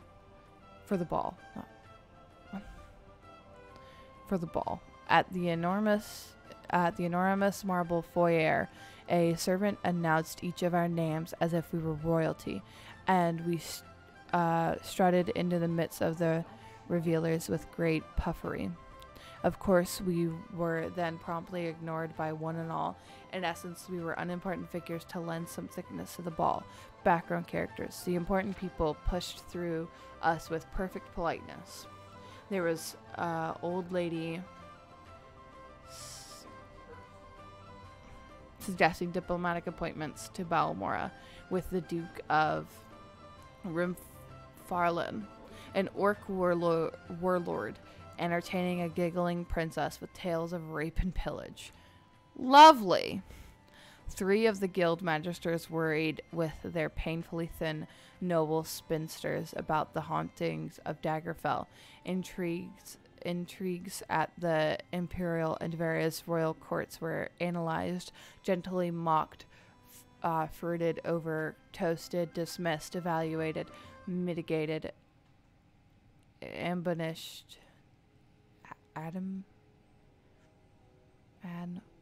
admonished? I don't know that word. Admonished. Surveyed. No one looked our way, even when we were right next to them. It was as if my skill at illusion had somehow rendered us all invisible. I took my flagon out to the terrace. The moons were doubled, equally luminous in the sky, and the enormous reflecting pools that stretched out into the garden. The white marble statuary lining the sides of the pool caught the fiery glow and seemed to burn like torches in the night. The sight was so otherworldly that I was memorized by it, and the strange night guard figure immortalized in stone. Our hostess had made her home there so recently that some of the sculptures were still wrapped in sheets that billowed and swayed in the gentle breeze. I don't know how long I stared before I realized I wasn't alone. She was so small and so dark, not only in her skin, but in her clothing, that I nearly took her for a shadow. When she turned to me, I saw that she was very beautiful and young, not more than 17. "Are you our hostess?" I finally asked. "Yes," she smiled, blushing, "but I'm ashamed to admit that I'm very bad at it. I should be inside with my new neighbors, but I think we have very little in common. I've been made abundantly clear that they hope I have nothing in common with them either," I laughed. "When I'm a little higher than an initiate in the Mages Guild, they might see me as more of an equal. I don't understand the concept of equality in Cyrodiil yet," she frowned. "In my culture, you proved your worth, not just expected it. My parents both were great warriors, as I hope to be." Her eyes went out to the Lonza statue. "Do the sculptures represent your parents?" "That's my father, Param, there," she said, gesturing to a life-size representation of a massively built man, unshamedly naked, gripping another warrior by the throat and preparing to decapitate him with an outstretched blade. It was clearly a realistic depiction. Param's face was plain, even slightly ugly, with the low forehead, mass of tangled hair, stubble on his cheeks, even a slight gap in his teeth, which no sculpture would have surely have invented except to do justice to his model's true idiosyncrasies. "And your mother?" I asked, pointing to a nearby statue of a proud, rather squat warrior woman in a mantilla and scarf holding a child. "Oh no," she left. "That was my uncle's old nurse. Mother's statue still has sheets over it." I did not know what prompted me to insist that we unveil the statue, like she pointed to it. In all likelihood, it was nothing but fate and a selfish desire to continue the conversation. I was afraid that if I did not give her a project, she would feel the need to return to the party, and I would be alone again. At first, she was reluctant. She had not yet made her mind whether the statues would suffer in the wet. Sometimes cold, Cyrodiilic climates, perhaps all should be covered, she reasoned. It may be that she was merely making conversation, and was reluctant as I was to end the standoff, and be that much closer to having to return to the party. In a few minutes, we tore the tarp from the statue of her mother. And that is when my life changed forever. She was an untamed spirit of nature, screaming in a struggle with the misshapen, monstrous figure in black marble. Her gorgeous long fingers were raking across the creature's face. The monster's talons gripped her right breast in a sort of caress that prefaces a mortal wound, its legs and her wounds around one another in a battle that was a dance. I felt alienated. This lithe but formidable woman was beautiful beyond all superficial standards. Whoever had sculpted it had somehow captured not only a face and figure of a goddess, but her power and will. She was both tragic and triumphant. I fell instantly and fatally in love with her. I had not even noticed when Gillen One of my fellow initiates who was leaving the party came up behind me. Apparently I had whispered the word magnificent because I heard her replies of miles away. Yes, it is magnificent. That's why I was afraid of exposing it to the elements. Then I heard clearly, like a stone breaking water. Mara preserves me. That must be Paula. Then you've heard of my mother? She asked, turning his way. I hailed from Wayrest, practically on the border of Hammerfell. I didn't know there's anyone who hasn't heard of your mother and her great heroism, ridding the land of that abominable beast. She died in that struggle, didn't she? Yes, said the girl sadly, but so too did the creature. For a moment we were all silent. I don't remember anything more than that night. Somehow I knew I was invited to dine the next evening, but my mind and heart had been entirely and forevermore arrested by the statue. I returned back to the guild, but my dreams were fevered and brought me no rest. Everything seemed diffused by white light, except for one beautiful, fearsome woman, Paula. That's it. Very welcome. What race are you in Skyrim? I am a Khajiit right now, because I wanted to play a sneaky character. So, I am a Khajiit. It is easy to confuse illusion and alteration. Both schools of magic attempt to create what is not there. The difference is in the rules of nature. Illusion is not bound by them, while alteration is. This may seem to indicate that alteration is the weaker of the two, but that is not true. Alteration created a reality that is recognized by everyone. Illusion's reality is only in the mind of the caster and the target. To master alteration, first attempt that reality is a falsehood. There is no such thing. A reality is a procession of greater forces impressed upon us for their amusement. Some say that these forces are the gods other than they are something beyond the gods. There was actually a discussion about this in one of my classes, about how reality is false. There is no such thing as reality, because reality is this was in a brain behavior and experience class. Reality is what we perceive. Everyone's reality is a different reality, and no reality is wrong and no reality is right, because reality is false.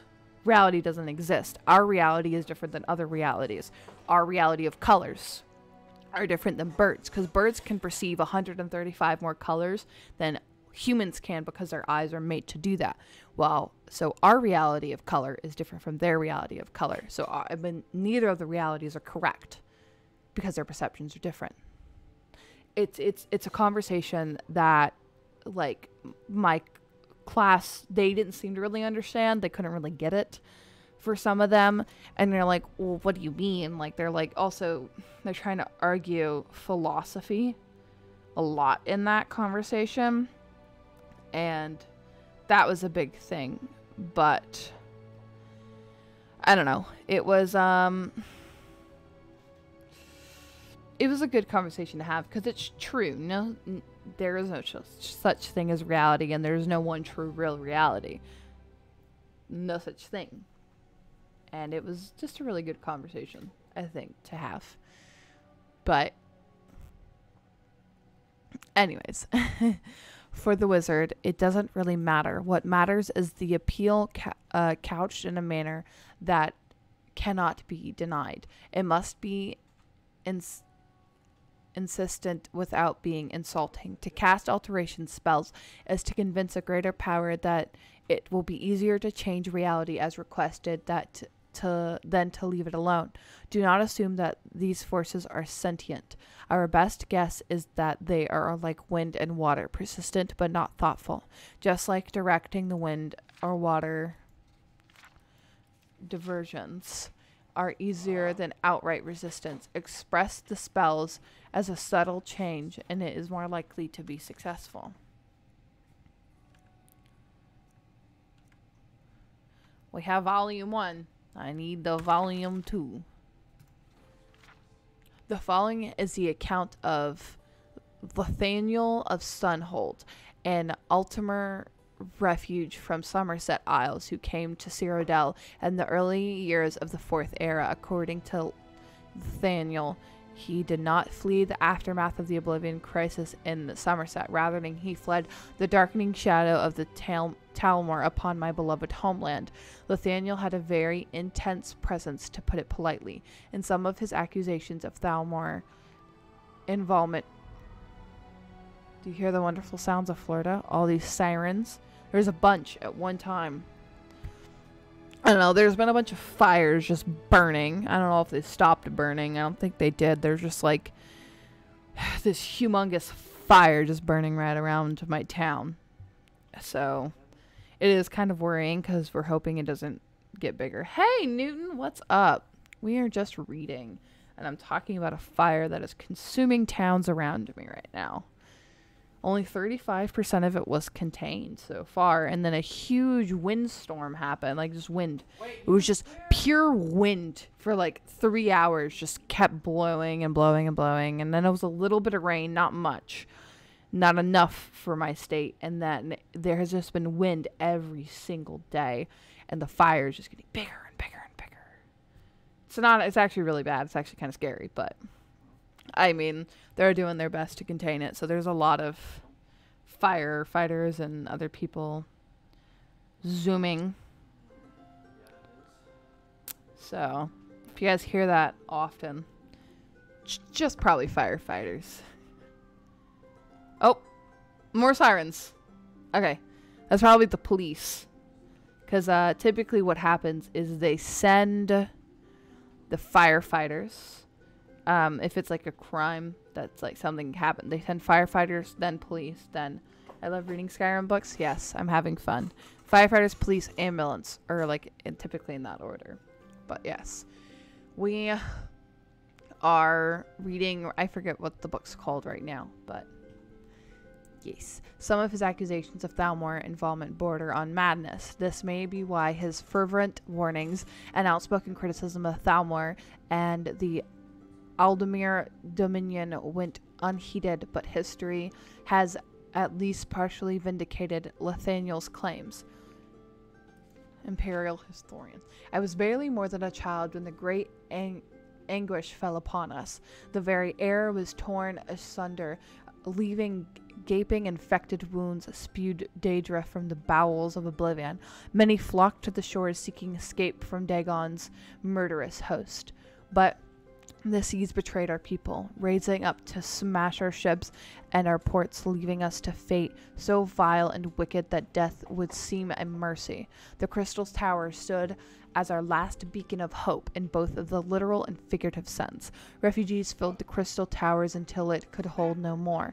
I could taste the fear hanging in the air, feel the pall of despair suffocating us. We could see the Daedra moving through the trees in the distance, but they did not come. Days passed, and so the Daedra would not approach within earshot of the battlements. Hope began to grow. They fear us, some would say. Even a Daedra knows not to trifle with the wisdom and magics of the crystal-like law.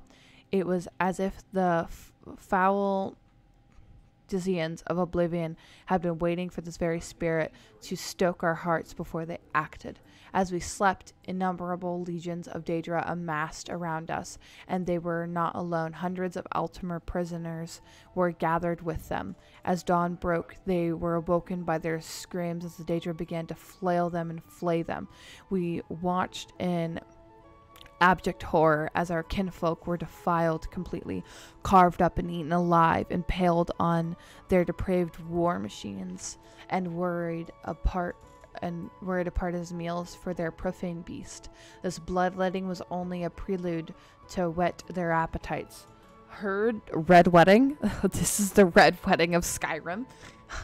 Once the Daedra finished with our kinfolk, they turned their eyes to the Crystal Tower. Our great and noble bastion proved as much of an impotent as a mighty oak to a landslide, standing tall for but a few moments, appearing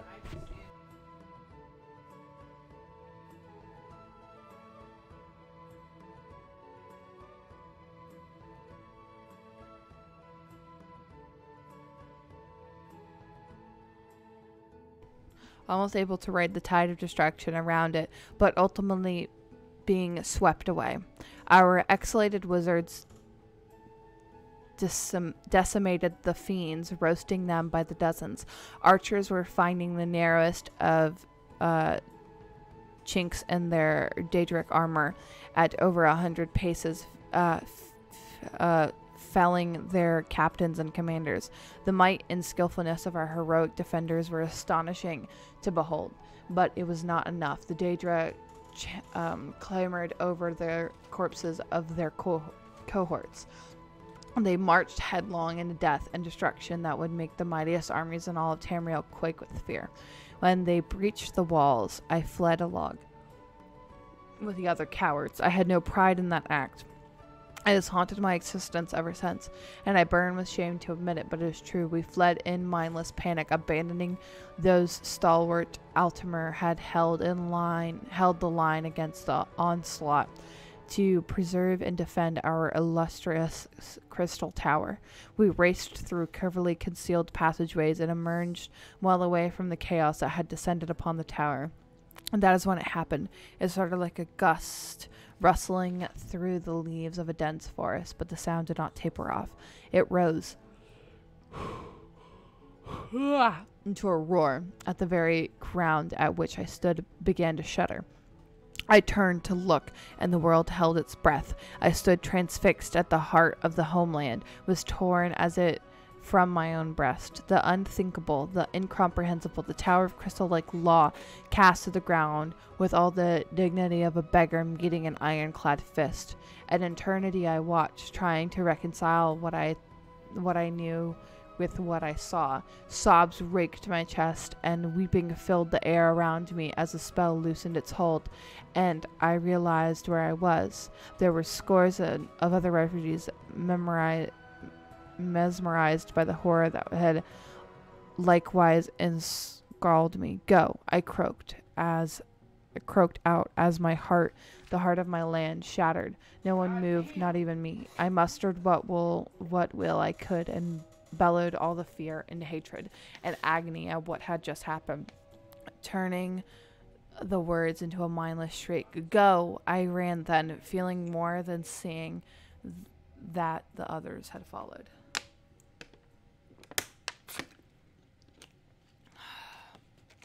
Okay. Next book.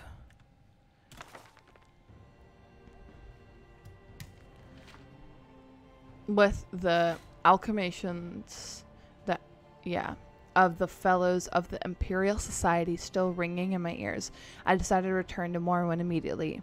It was not without some regret that I bade farewell to the flesh pots of the Imperial City, but I knew that the wonders I had brought back to Raled Makai had only scratched the surface of the Dwemer ruins in Morrowind. Even more spectacular treasures were out there. I felt just waiting to be found, and I was eager to be off. I also had before me the salutary example of poor Bannerman, who was still dining out on his single expedition to the Black Marsh 20 years ago. That would never be me, I vowed. With my letter from the Empress in hand, this time I would have the full cooperation of the Imperial authorities. No more need to worry about attacks from superstitious locals. But where should I look next? The ruins of Mersey were the obvious choice. Unlike Raled Makai, getting to the ruins would not be a problem. Also known as the Cliff City, Kelmsey lies on the mainland side of the Wonderfall Rift, sprawling down the sheer coastal cliff. Travelers from the east of Venderfall often visit the site by boat, and it can also be reached over land from the nearby village without undue hardships.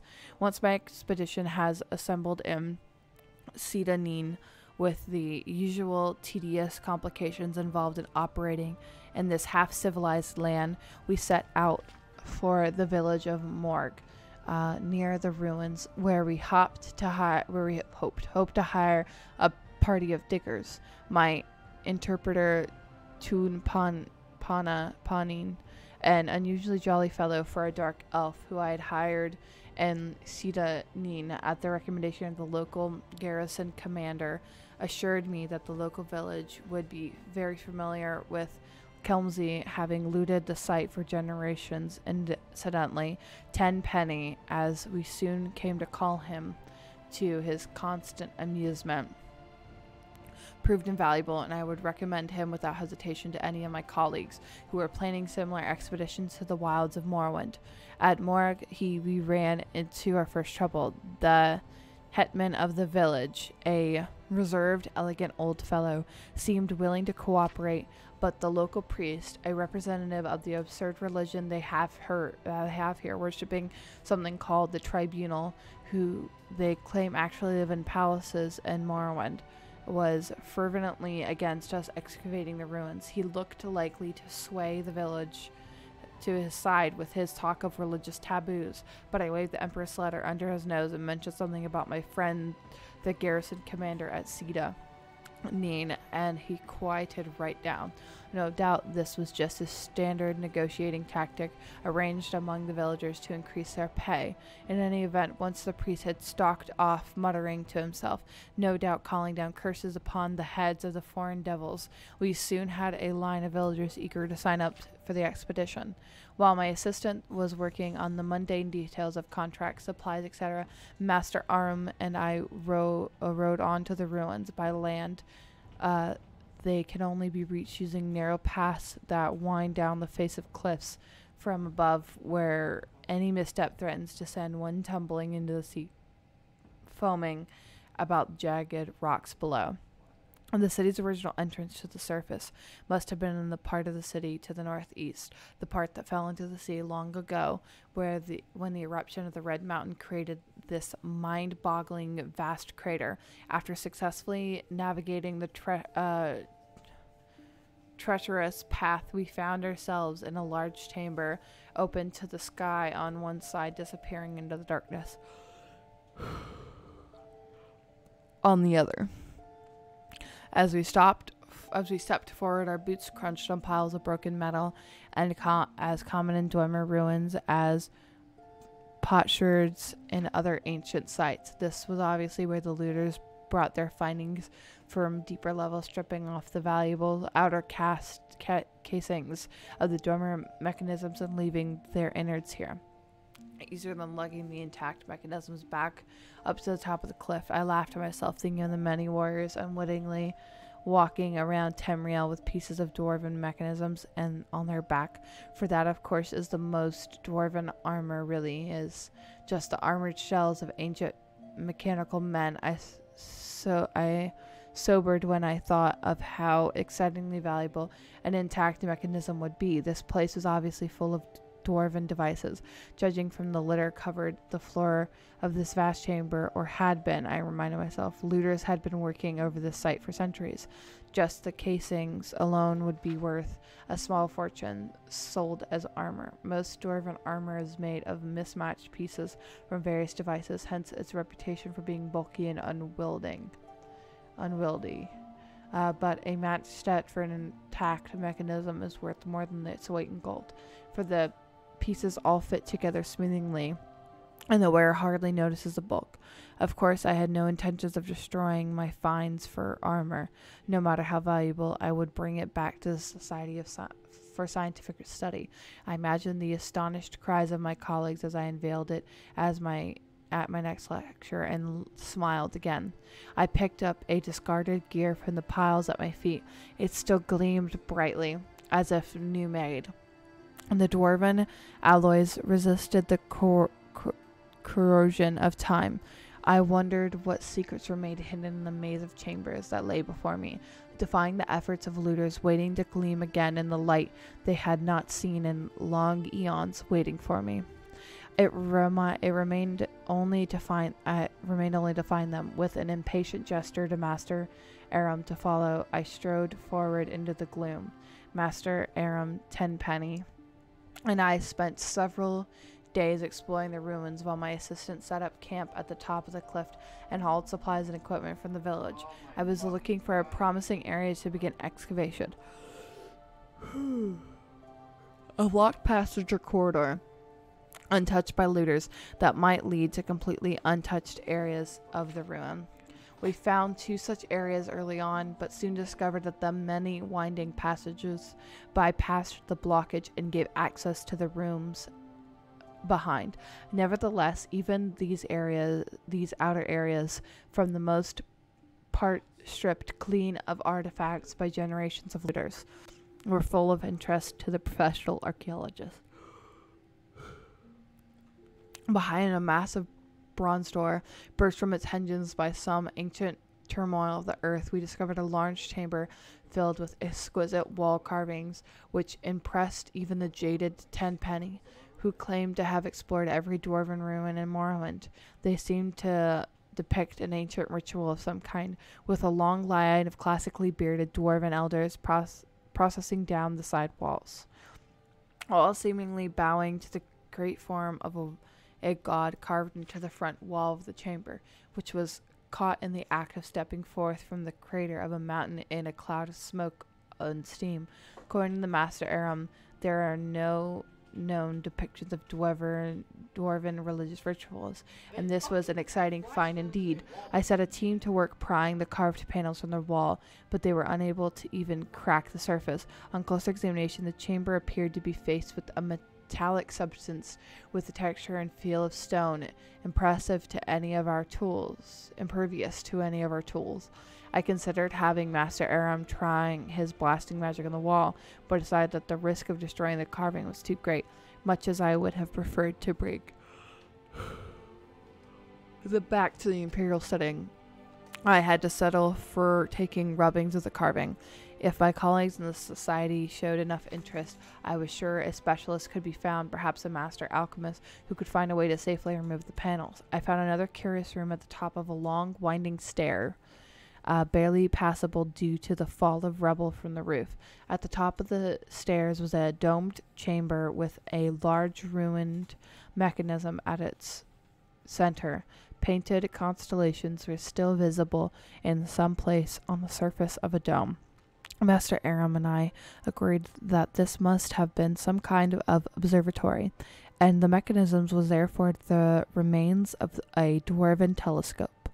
To remove it from ruins down the narrow stairway would require its complete assembly, which fact no doubt had preserved it from the attention of looters. So I decided to leave it in place for the time being. The existence of this observatory suggested, however, that this room had once been above the surface. Closer examination of the structure revealed that this was indeed a building, not an excavated chamber.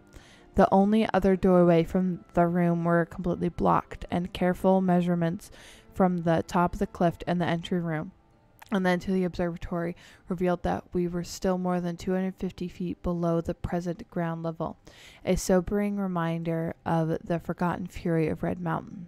This discovery led us to focus our attention downward. Since we now knew approximately where the ancient surface lay, we could rule out many of the higher blocked passages. One wide passage impressively flanked with carven pillars particularly drew my attention. It ended in a massive rockfall, but we could see where looters had begun and then abandoned a tunnel through this debris. With my team of diggers and Master Aram's majory to assist, I believe we could succeed where others' predecessors had failed. I therefore set my team of dark elves to work on clearing the passage, revealed finally to the beginnings of the real exploration of Kelmsey. Soon I hoped my boots would be stirring up dust that had lain undisturbed since the dawn of time.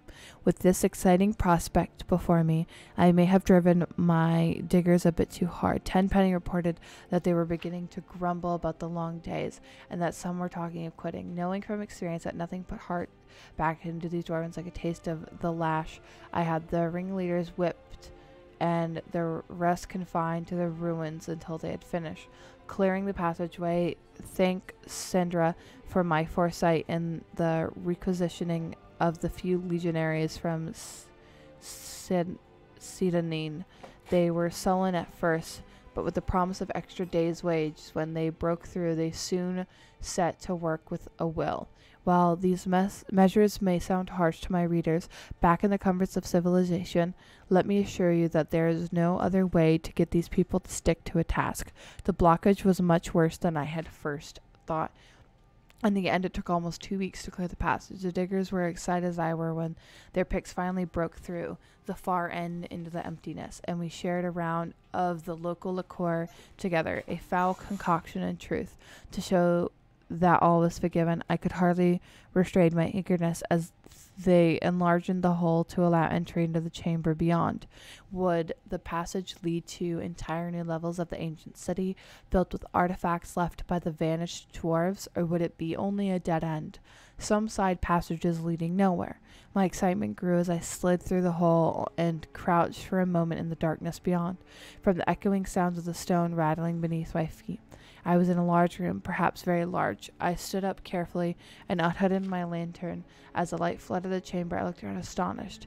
Here, my wonders beyond even my wildest dreams. As the light from my lamp filled the chambers beyond the rockfall, I looked around in astonishment. Everywhere was the warm glitter of dwarven alloys. I had found an untouched section of the ancient city. My heart pounded with excitement. I looked around me. The room was vast, the roof soaring into the darkness beyond the reach of my lamp, the far end lost in shadows, with only a tantalizing glimmer hinting at treasure not yet revealed.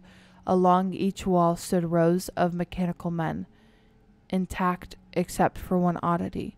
Their heads had been ritually removed and replaced on the floor at their feet. This could mean only one thing. I had discovered the tomb of a great dwarven noble, maybe even a king. Burial of this type had been discovered before, most famously by ransom expeditions to Hammerfell, but no completely intact tombs had ever been found until now. But if this was truly a royal burial, where was the tomb? I stepped forward gingerly, the rows of headless bodies standing slightly as they had for eons, their disembodied eyes seeming to watch me as I passed.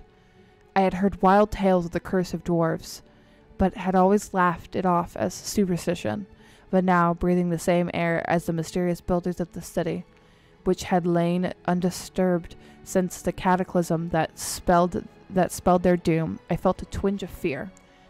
There was some power here. I felt something malevolent that resented my presence. I stopped for a moment and listened. All was silent.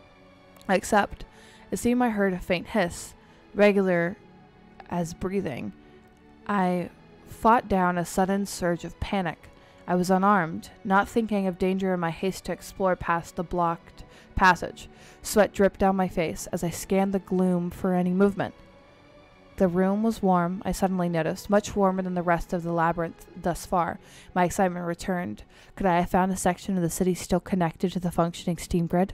Pipes ran along the walls. As in all sections of the city, I walked over and placed my hands on it. It was hot, almost too hot to touch. Now I saw that in place where the ancient piping had corroded, small jets of steam were escaping the sound I had heard. I laughed at my own credulity. I now advanced quickly to the far end of the room, giving a cheerful salute to the ranks of mechanical soldiers, who would appear so menacingly only moments before.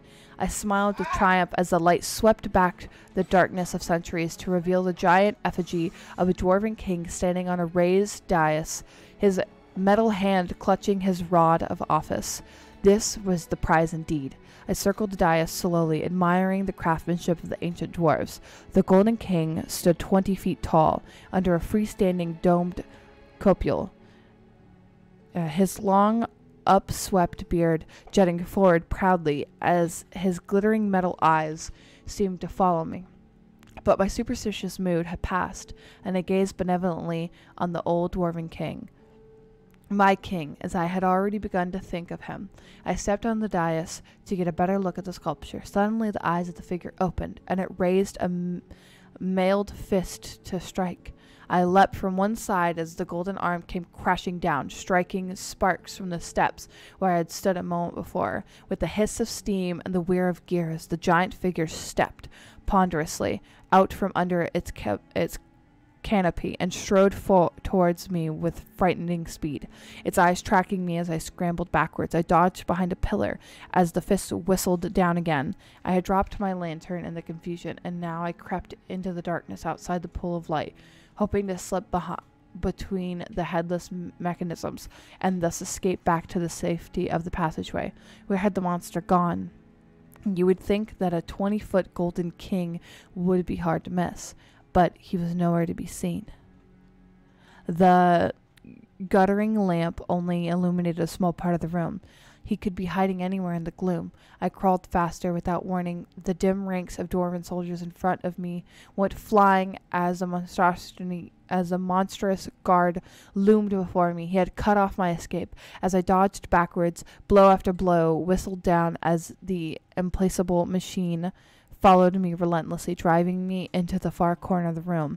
At last, there was nowhere left for me to go. My back was to the wall. I glared up at my foe, determined to die on my feet. The huge fist lifted for one final blow. The room blazed with sudden light. Bolts of purple energy crackled across the metal carapace of the dwarven monster, and it halted, half turning to meet this new threat. Master Aram had come. I was about to raise a cheer when the giant figure turned back to me, unharmed by the lightning bolt hurled by Master Aram, determined to destroy this first intruder. I shouted out, "Steam! Steam!" as the giant raised his fist to crush me into the floor. There was a hiss and a gust of bitter cold, and it looked up. The monster was now covered with a shell of ice, frozen in the very moment of dispatching me. Master Aram had understood. I leaned against the wall with relief. The ice cracked above me. The giant golden king stood before me, the shell of ice falling away, his head swiveling towards me in triumph. Was there no stopping this dwarven monstrosity? But then the eye's light faded from his eyes, and his arms dropped to his side. The magical frost had worked, cooling its steam-driven energy. As Master Aram and the diggers crowded around me, congratulating me on my narrow escape, my thoughts drifted. I imagined my return to the Imperial City, and I knew that this would be my greatest triumph. Bless you, kitty. How could I possibly top this find? Perhaps it was time to move on, recovering the fable Eye of Aragon. Now that would be a coup. I smiled to myself, reveling in the glory of the moment, but already planning my next adventure. Hi. What's up, noob? I'll be right back. I forgot to feed my cats. Shh, don't tell.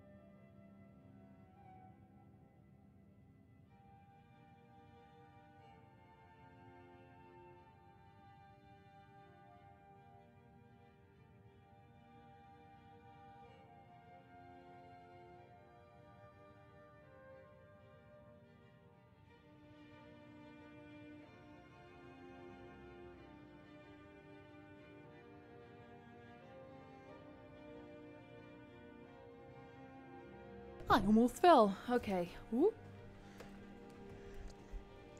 All right.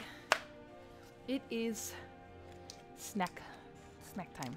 Candy time. Ew. I feel that, dude.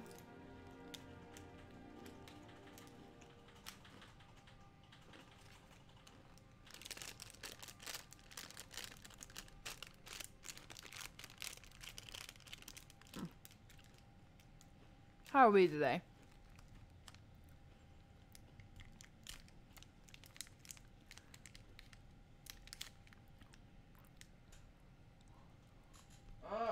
You just woke up. Well, good morning.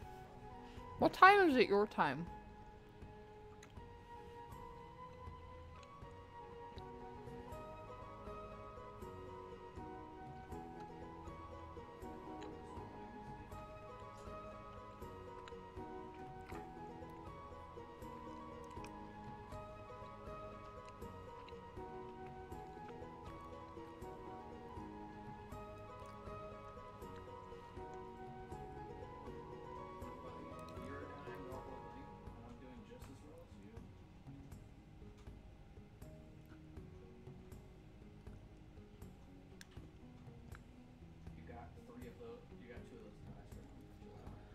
Well, that's too late to be waking up. No, sir. You gotta wake up earlier than that.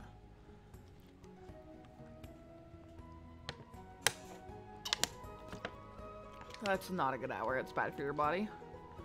What? It is. What do you mean? It's bad. That's bad for your circadian rhythm.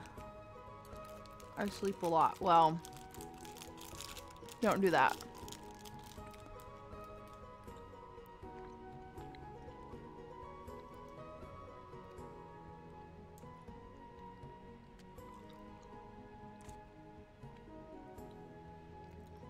Thank you.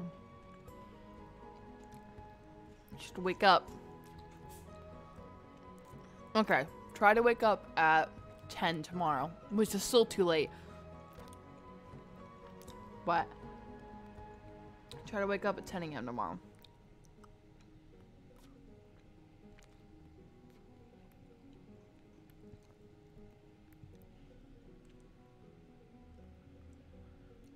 No.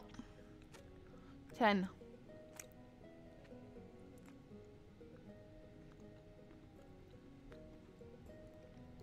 A healthy sleep schedule is good for a healthy body and mind.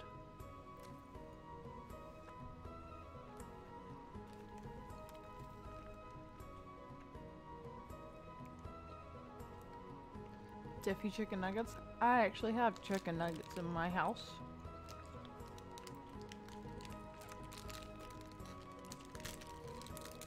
Okay.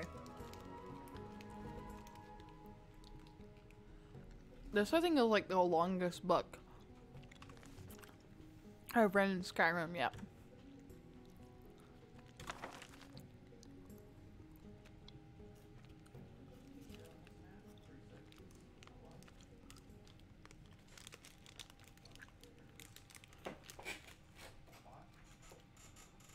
So,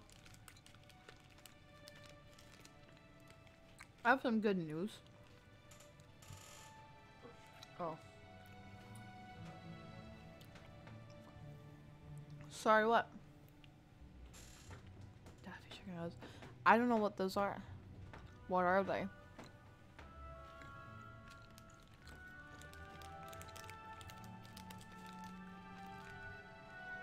Never mind. Okay. Well, I don't know what they are. I'm sorry.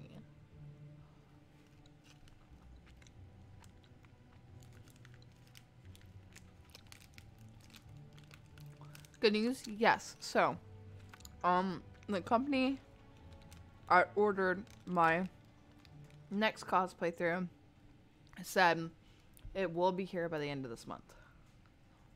So, I'll have a new cosplay.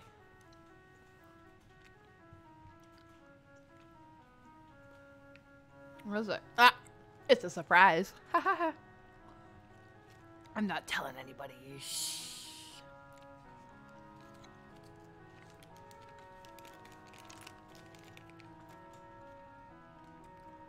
Oh. It's okay.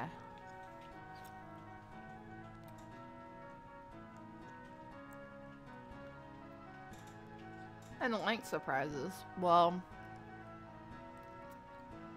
it's okay.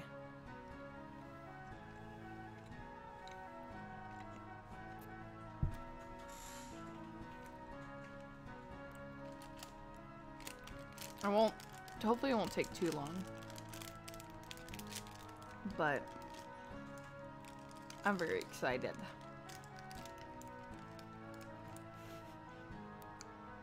I know people that are exactly the same way. They hate surprises, so they hate Christmas and birthdays.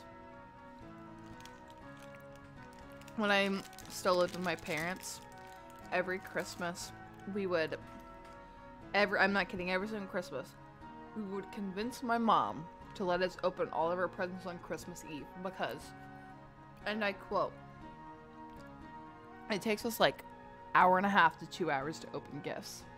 And then we have to set the stuff up. And then it's already like 4 o'clock. Because my mom doesn't wake up for like, she sleeps like 15 hours a day. And I'm like, I tell her, this is why you're depressed. Like, So we don't get to play with them at all. So we tell her, how about whenever you get home from work and everyone's home from work, and after we eat dinner, we can get the gifts. So when we wake up, instead of having to wait on you, we just go ahead, open them, and download whatever has to be downloaded, or construct it, or wash the clothes so we can actually use the items. And every single year she caves, because we'll tell her for like the from December 1st to December 24th. Well, typically around December 20th. And she's like, shut up! We'll just open up on Christmas Eve! Shut up! And I'm not kidding. Every single year, me and my stepdad immediately go up to each other after and we high five. And she's like, I don't want to hear you ask me one more time.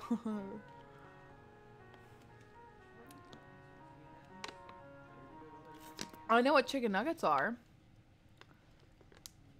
I don't know if Diffie was a brand. Do you mean definitely chicken nuggets? I have chicken nuggets, dude. I love chicken nuggets. I ate chicken nuggets on stream one time. I love chicken nuggets. But, I know what they are. Yeah, but, yes. Okay, definitely chicken nuggets. That's what you meant. Well, yummy. Very yummy. Yes. But, she, you know, every year, she's like, don't even ask me. One year, she was like, don't even ask me. We're just opening them on Christmas Eve.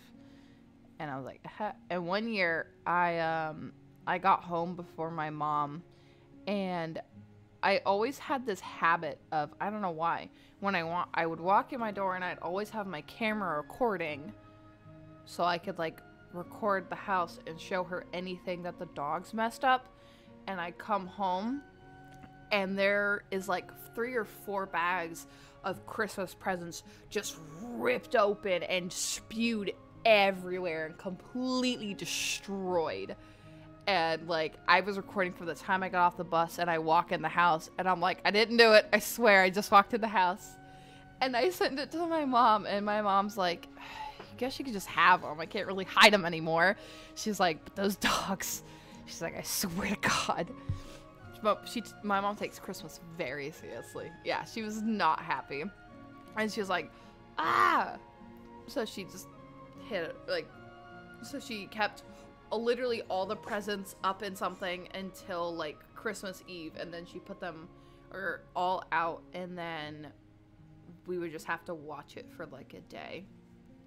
Until she got back home from work, or typically. And she would get back home, and then she was like, okay, we can open it now. One time we were waiting on my mom to like get home, and because we were gonna open them before dinner, because she was getting off at like 4 o'clock. And I was just like walking around downtown and stuff, and I see her car, and I book it home. I'm like, because she didn't see me, but the thing is, I used to be in track, so I was fast. I was like, zoom. So I'm like running back home as quick as possible. I'm like jumping around people, trying to get like zoom. I'm like cutting in front of cars, and I'm like racing home. And I get home before my mom, and she's in a car, dude. I was so proud of myself. I booked it. And I was running, and I was like, dang. Oh yeah. I wasn't allowed to do track anymore because my doctor was like, oh no. You have lung problems because of secondhand smoke as a child. Because my ex-stepmom used to like have the windows rolled up while she would smoke cigarettes. So my lungs have some problems. So yeah, not fun, not good. So he stopped signing off on me because one time I threw up a lot. And some blood came out because of how hard I overworked myself, because I did the 100-meter dash, 200-meter dash, 400-meter relay, 400-meter, the 4 miles. I did that too, and then I did 200-meter hurdles and 400-meter hurdles all in one day. 7 different events in one day. And after, I literally collapsed on the floor, and I just started vomiting, and then blood came out. And I was horrified. I went to my doctor, and he's like, I thought, like, they'd never make you do that. He's like, but he's like, yeah, he told me this is the last season you'll run. He's like, after this, I refuse to sign off anymore because, and this will be on, like, your medical record permanently because this is not good. You can hurt yourself because of it. So I have to kind of keep myself calmer, which I need to go to a doctor anytime soon. Because, I don't know if you were here when I talked about it, but the micro seizures in my brain are getting worse. I'm, like, having more tics where, like, my arm will just jerk or my head will just do a jerk thing or something like that. They're starting to get worse. But, I mean, right now with the way the world is, I can't really go see a doctor because they're all kind of busy. You know what I mean? They're all kind of busy with a bunch of people being extremely sick right now.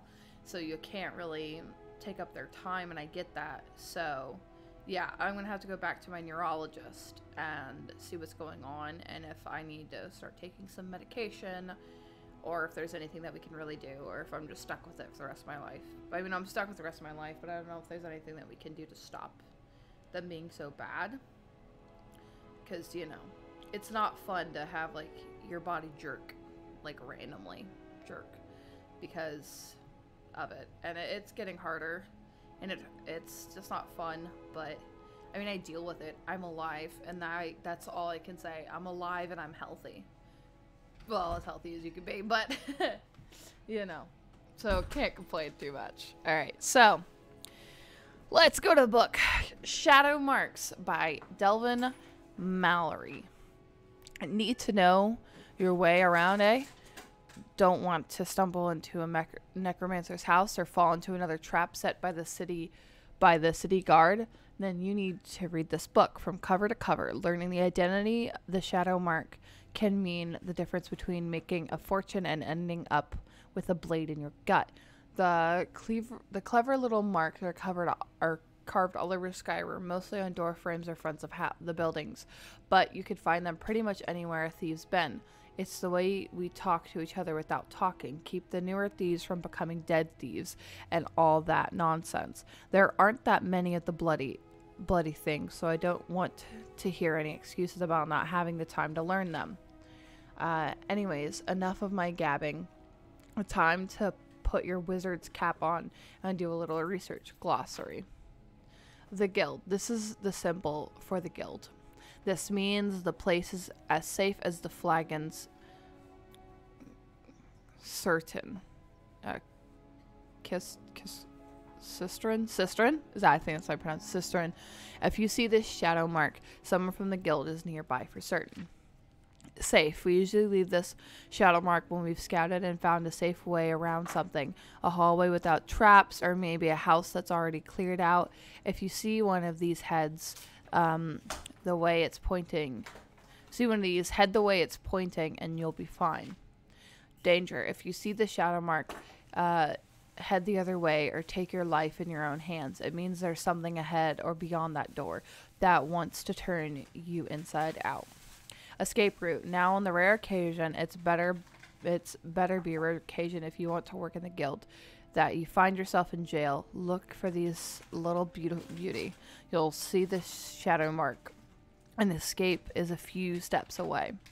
Protected. We put these shadow marks on places we don't want you to go, as in stay out of there, or there's going to be a boot up the backside.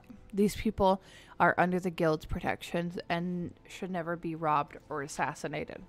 Fence. This should quickly become your favorite shadow mark. This person near this mark will buy your hard-earned stolen goods for a fair price. Thieves Guild. Who says we only take and never give our thieves cash? You never get back. If you find the shadow mark to your chest or maybe a hollowed log, you're in for a surprise. A gift from the Guild from the thief in the field. Whoever said membership didn't have its privileges. Loot. There's something near the shadow mark we're stealing. Save you from breaking into a place only to find the people don't even have two septums to rub together. Empty. The opposite of the loot. Shadow mark. Pass on this place. There's nothing inside. Bam. I taught myself how to name Japanese or Koromitu. That's hey, that's pretty good. I don't know what mine would be. The Falmer study. I have studied and traveled and explored and observed, and my hypothesis has finally been confirmed, that the twisted Falmer that inhabited the darkest depths of Skyrim are indeed the snow elves of legend. I could figure out yours. Okay, yeah, that works. No one really knows when the story of the snow elves began, but the ancient work followed the Snow Prince, which is an account of the Battle of Mosring, as transcribed by Locum, chronicler of the chieftain Ingladar White Eye, gives a rather vivid account of its endings. According to this eyewitness account, the great Falmer leader, known only as the Snow Prince, died in glorious battle and was buried with honor by his Nord slayers. The remaining snow elves were scattered or slain and were never heard from again, or so many thought. But where the story of the ancient snow elves ends, that of the current day Falmer begins. From when the snow elf host was shattered on the fateful day, it did not simply disperse, it descended into the earth deep underground, for the Falmers sought sanctuary in the most unlikely of places, Blackreach, for beneath the surface of Skyrim in the legendary realm of the Dwemer themselves. Yes, Blackreach exists. I have been there, and unlike most of those who have witnessed its terrible glories, I returned, and I now know the truth about the Falmer. After their defeat by the Nords, the dwarves of old agreed to protect the Falmer, but at a terrible price, for these dwarves did not trust their snow elf guest and forced them to consume the toxic fungi that once grew deep underground. As a result, the snow elves were rendered blind. Soon the majestic snow elves were rendered powerless. They became the dwarves' servants and then their slaves, but the Dwemer's treachery was so deep, so complete, that they made the fungi an essential part of the Falmer's diet. This guaranteed the weakness of not only their current Falmer thralls, but their offsprings as well. The snow elves from time eternal would be blind. As in always, the story with slaves and their masters, the Falmers eventually rebelled. Generations after they first sought solace among the dwarves and experienced a bitter betrayal, the Falmers rose up against their oppressors. They overthrew the dwarves and fled even further down the Blackreach, the deepest, most hidden reaches. For decades upon decades, the two sides waged a bitter conflict, a full-fledged and bloody war of the crag. The raged deep below Skyrim's surface, completely unbeknownst to the Nords above, in wars whose battles and heroes must forever remain lost to our knowledge, until one day the war ended. For that day the Falmers went to meet their Dwemer foes in battle, only to find that the entire race had vanished. Finally free from the threat of their Dwemer overlords, the Falmers were able to spread freely throughout Blackreach, but years of fighting the dwarves had left them bloodthirsty and brutal. Feeling the need to conquer, to kill, they began mounting raids to the surface world. And so the legend began, of small, blind, goblin-like creatures who would rise from the cracks of the earth in the dead of night, slaughter cattle, attack lonely travelers, and steal sleeping babes from their crypts. In recent years, however, the sighting of these creatures have become more and more frequent, their raids more organized, their attacks more brutal. In fact, one might even come to the conclusion that the Falmer are ready to change once again. Could it be true? Are the snow elves of age past ready to reclaim their long-forgotten glory? Are they ready to surge to the surface and make war upon the light dwellers? And that, if that happens, if the Falmer are indeed planning on reconquering Skyrim, I fear a horrible neither man nor God could possibly stand against. Ooh.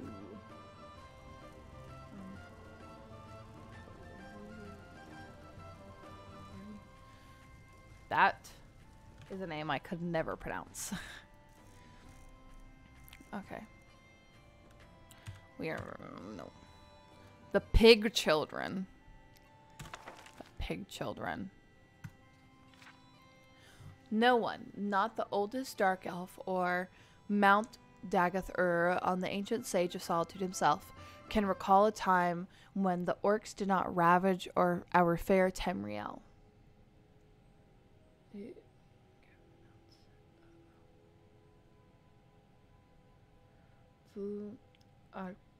Courtyard? I don't know how to pronounce it. I'll look it up in Google Translate and I'll hit the button to see how to pronounce. Can recall a time when the orcs did not ravage our fair Tamriel.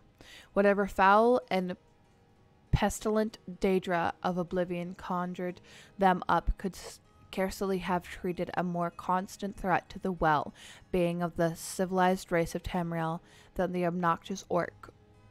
Orcs are thankfully easy to recognize from other humanoids by their size, commonly 40 parentants in height and 15,000 anagids in weight. Their brutal pig-like features and their stench. They are consistently belligerent, morally grotesque, intellectually moronic, and unclean. By all rights, the civilized race of Tamriel.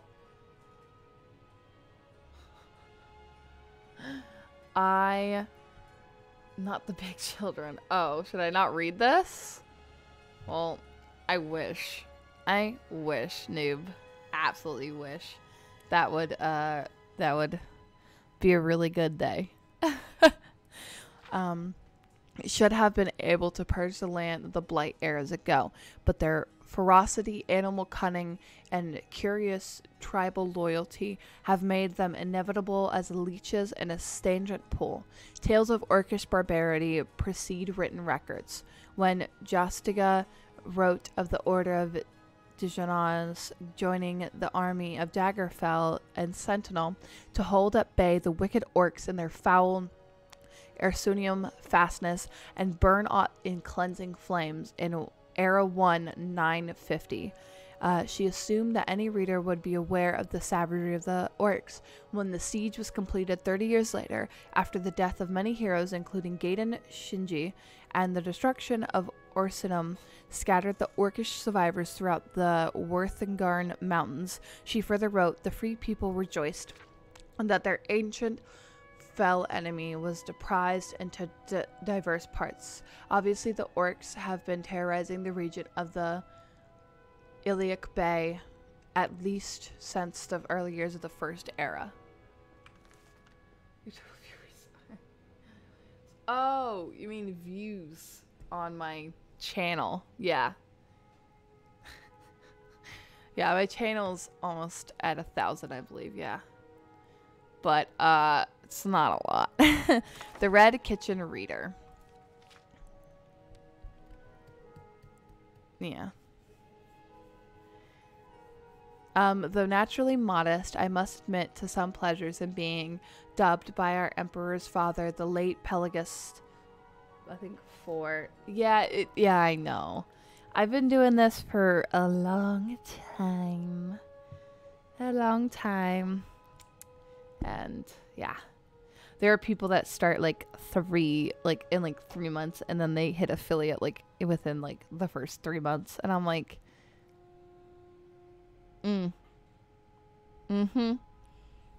that's cool. Proud. I'm happy for him, but at the same time, I'm like, I want affiliate. You know? As the finest connoisseur in Tamriel, he was also good enough to appoint me the first and, to this day, the only master of cuisine in the imperial court. Other emperors, of course, had master cooks and master chefs and cooks in their staff, but only during the reign of Pelagus was there someone of refined taste to plan the menus and select the finest produce to be served at court. His son Uriel requested that I continue in that position, but I was forced to graciously decline the invitation because of age and poor health. This book, however, is not intended to be an autobiography. I've had a great many adventures in my life as a knight of fine dining, but my intention of this book is much more specific. Many times I have been asked, what is the best thing you ever ate? The answer to that is not a simple one. Much of the pleasure of a great meal is not only in the food, it is in the setting, the company, the mood. Eat an indifferently cooked roast or a simple stew with your one true love, and it is a meal to be remembered. Sorry I left. I made pork. Oh, think I'm gonna play a game and listen to you read. Okay, that's all good. Yeah, do that. That works. We're gonna have probably reading streams, maybe like once a week. I'm thinking, like it's probably on Mondays or whenever I can. My own breadcrumbs and batter. That sounds quite good, actually. I'm hungry. Once I end stream, I'm going at like 3 o'clock. I eat and then I get dressed for work because that's what I do. I had leftovers from making chicken tenders. You made chicken tenders? See, I've never made chicken tenders from scratch before. I would like to. I just don't like raw meat. I don't like it at all. Just the feel, the smell, it freaks me out. So I don't like it. It was easy. Yeah. It's the raw meat that gets me. I like seafood. I just don't like chicken. Like raw chicken is like the weirdest feeling in the world to me. I can like handle shrimp and fish and stuff. I just can't do chicken. Okay. Have an excellent. Actually, we're also, you know what's funny? We're reading a book about someone's favorite meal that they ever made. So good discussion of food. Have an excellent 12-course feast with dull company while feeling slightly ill, and it will be forgotten or remembered only with distaste. Sometimes meals are memorable for the experiences that come before them. Fairly recently in northern Skyrim, I had a bit of a bad luck. I was with a group of fishermen observing their techniques of capturing a very rare, very delicious fish called Merengar. And the fish is found only far from shores, so it was a week's voyage out beyond civilization. Well, we found our school of Merengar, but as the fishermen began spearing them, the blood in the water attracted a family of Dreg, who capsized the boat and everyone on it. I managed to save myself, but the fishermen's and all our supplies were lost. Sailing is not, alas, a skill I have picked up over the years, and it took me 3 weeks with no provisions to find my way back to the Kingdom of Solitude. I have managed to catch enough small fish to eat raw, but I am still delirious from hunger and thirst. The first meal I had on shore of Nordic roast boar, Gasbay wine, and yes, fillet of Merengar would have been excellent under any circumstance, but because of the threat of starvation I had faced, it was divine beyond words. Sometimes meals are even memorable for the experiences that follow them. In a tavern in Fallenesti, I was introduced to a simple peasant dish called columpi. Delicious little balls of flesh, thick with spices and juices. So savory I asked the proprietress whence they came. Mother Pescots explained that the columpi were an arboreal rodent that fed exclusively on the most tender branches of the grot oak, and I was fortunate enough to be in Valenwood at the time of the annual harvest. I was invited to join with a small colony of emong monkeys, who alone could gather these succulent little mice, because they lived only on the slenderest branches of the trees, and only on the ends of those same branches the Igma had to climb beneath them and jump up to pick the columpi from their branches. Imga are, of course, naturally dexterous, but I was then relatively young and spry, and they let me help them. While I could never jump as high as they could, with practice I found that if I kept my head and upper body rigid and launched off the ground with a scissor-like kick, I could reach the columpi on the lowest branch of the tree. I believe I gathered 3 columpi myself, though with considerable effort. To this day, I salivate at the thought of columpi, but my mind is on the image of myself in several dozen imgas, leaping around beneath the shade of the grot oaks. Then, of course, there are rare meals memorable for what came before, after, and during the meals, which brings me to the finest thing I've ever ate, the meal that began my lifelong obsession with excellent cuisine. As a child growing up in Synodal? I did not care for food at all. I recognized the value of nutrition, for I was not a complete dullard, but I cannot say that mealtime brought me any pleasures at all. Partly, of course, this was the fault of my family's cook, who believed that spices was an invention of the Daedra, and that good Imperials should like their food boiled, textureless, and flavorless. Though I think she was alone in assigning religious significance to this. My sampling of traditional Cyrodiil cuisines suggested that the philosophy is regrettably common in my homeland. Though I did not enjoy food per se, I was not a morose, unventurous child in other respects. I enjoyed the fights in the arena, of course, and nothing made me happier than wandering the streets of my town with my imagination as my only companion. It was on one such jaunt of a sunny Freitas in mid-year that I made a discovery that changed my heart and my life. There were several old abandoned houses down the street from my own home, and I often played around them, imagining them to be filled with desperate outlaws or haunted by hundreds of evil spirits.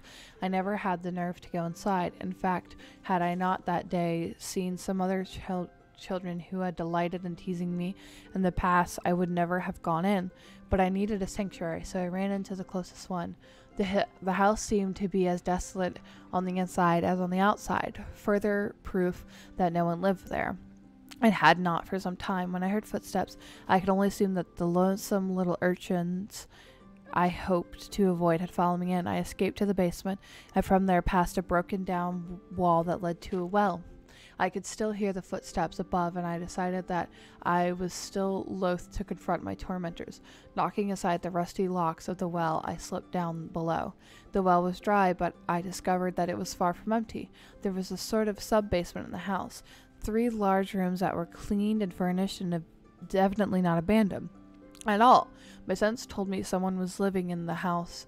After all, not only my sense of sight, but my sense of smell. From one of the rooms was a large red-painted kitchen, and spread out on coals of the oven was a roast carved in small morsels, passing a beautiful and appropriate bas-relief of a mother's carving of a roast for her grateful children. I beheld the kitchen and the wonders within. Like I said, food had never interested me before, but I was transfixed, and even now as I write this, words fail me in describing the rich aroma that hung in the air. It was like nothing I'd ever smelled in my family's kitchen, and I was unable to stop myself from popping one of the steaming chunks of meat into my mouth. The taste was magical, the flesh tender and sweet. Before I knew it, I'd eaten everything on the stove. I learned at that very second the truth that food can and should be sublime.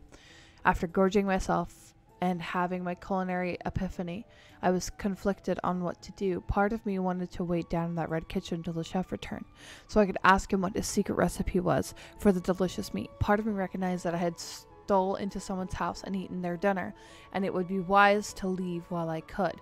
That was what I did. Time and again, I tried to return to that strange, wonderful place, but Synodal had changed over time. Old houses had been reclaimed and new houses abandoned. I would have to look for on the inside of the house. The well, beautiful etching of a woman preparing the carve out of the roast for her children. The red kitchen itself. But I have never been able to find the house again. After a while, as I grew older, I stopped trying. It is better as it remains in my memories. The most perfect meal I ever ate. The inspiration for my life that followed all was cooked together with that fabulous meal right there in that red kitchen. Easy. I enjoy fights. Winner fights. No fights right now.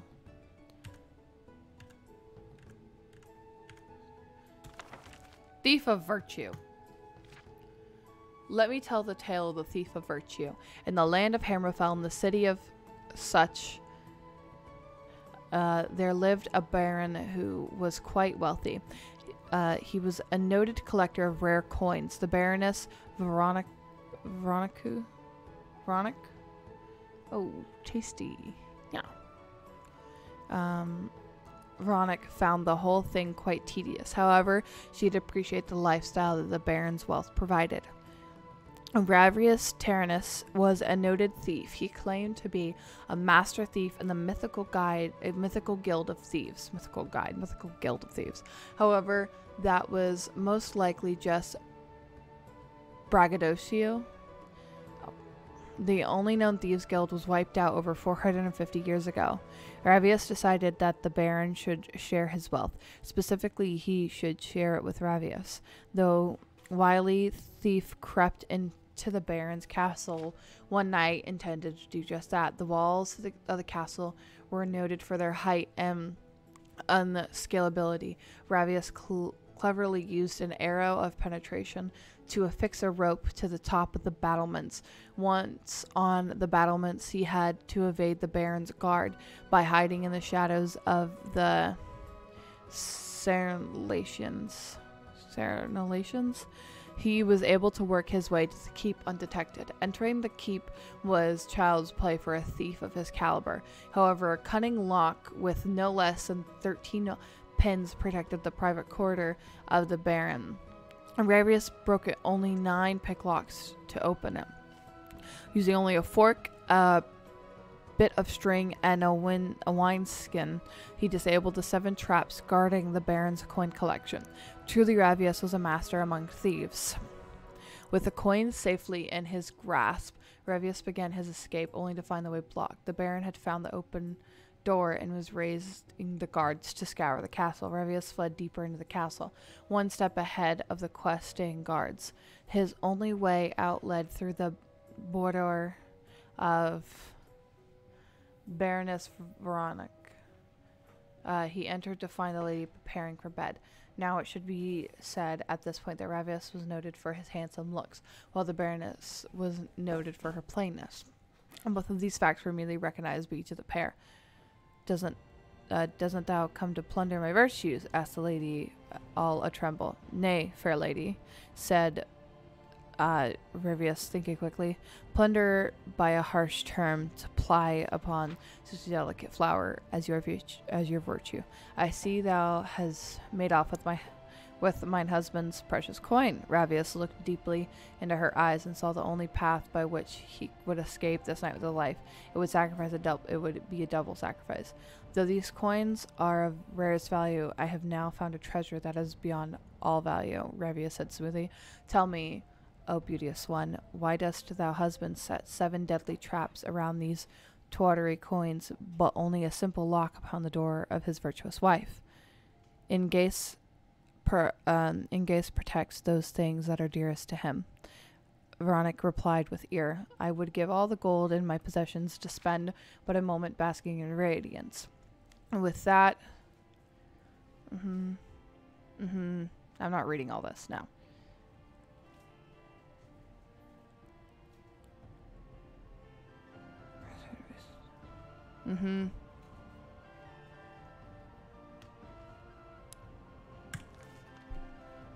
Jesus fucking Christ. Thieves' last words. Nobody thought they were real, but I've seen them. The eyes of the snow elves.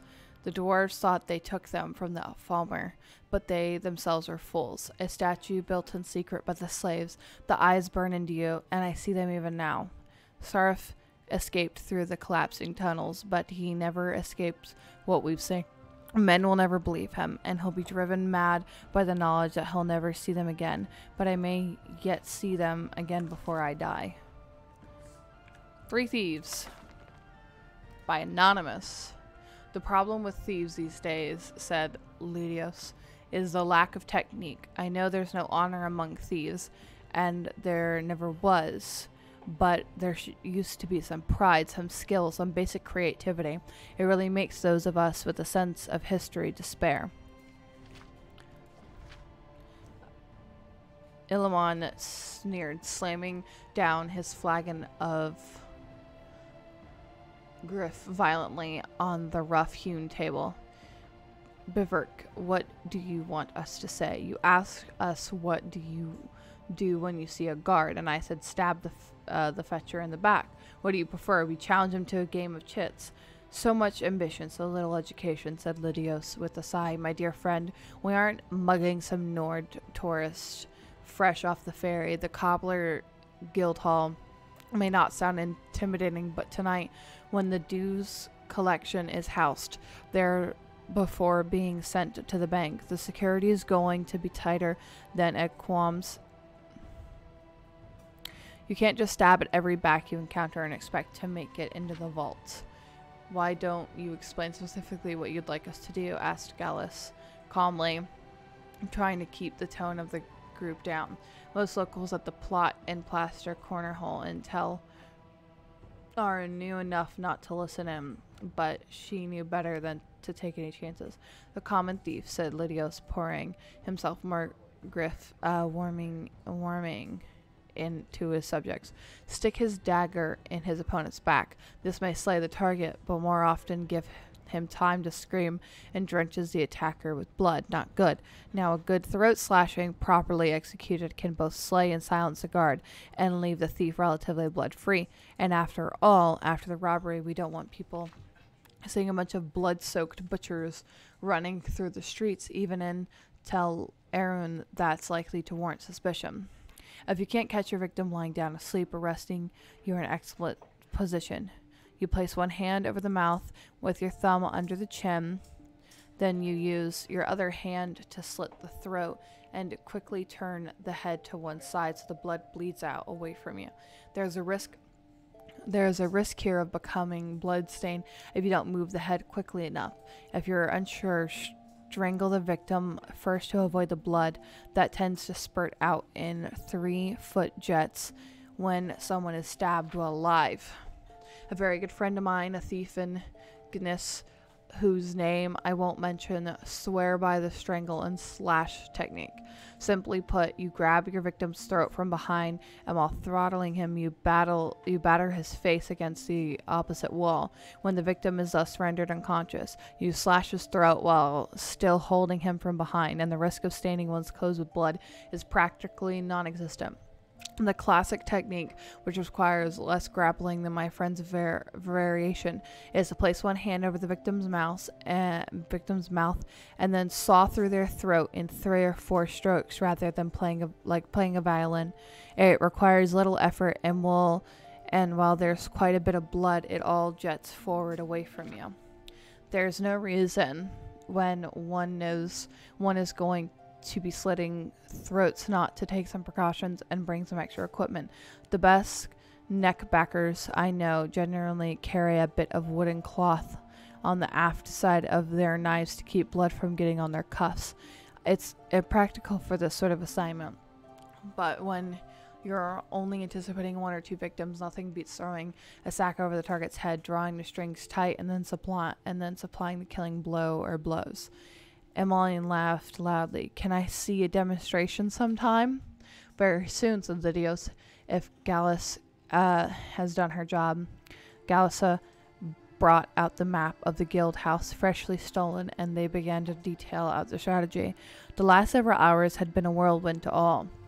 In less than a day, the 3 had met, formulated a plan, bought or stolen the necessary ingredients, and were about to execute it.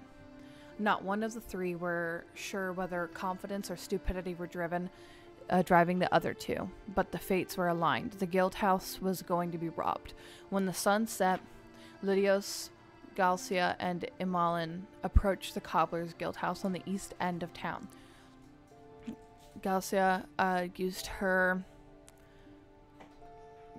cautious of stone flowers to mask their scent from the guard wolves. As the 3 passed over the parapets, she also acted as lead scout, and Lydios was impressed. For someone of relative inexperience, she knew her way through shadows. Lydios' expertise was demonstrated a dozen times, and the guards were of such a diverse variety. He was able to demonstrate all the means of silent assassination he had developed over the year. Emmeline opened the vault in his unique and systematic method. As the tumblers fell beneath his fingers, he softly sang an old dirty tavern song about the 99 lovers of Bethoia. He said it helped him focus and organize difficult combinations. Within seconds, the vault was open and the gold was in hand.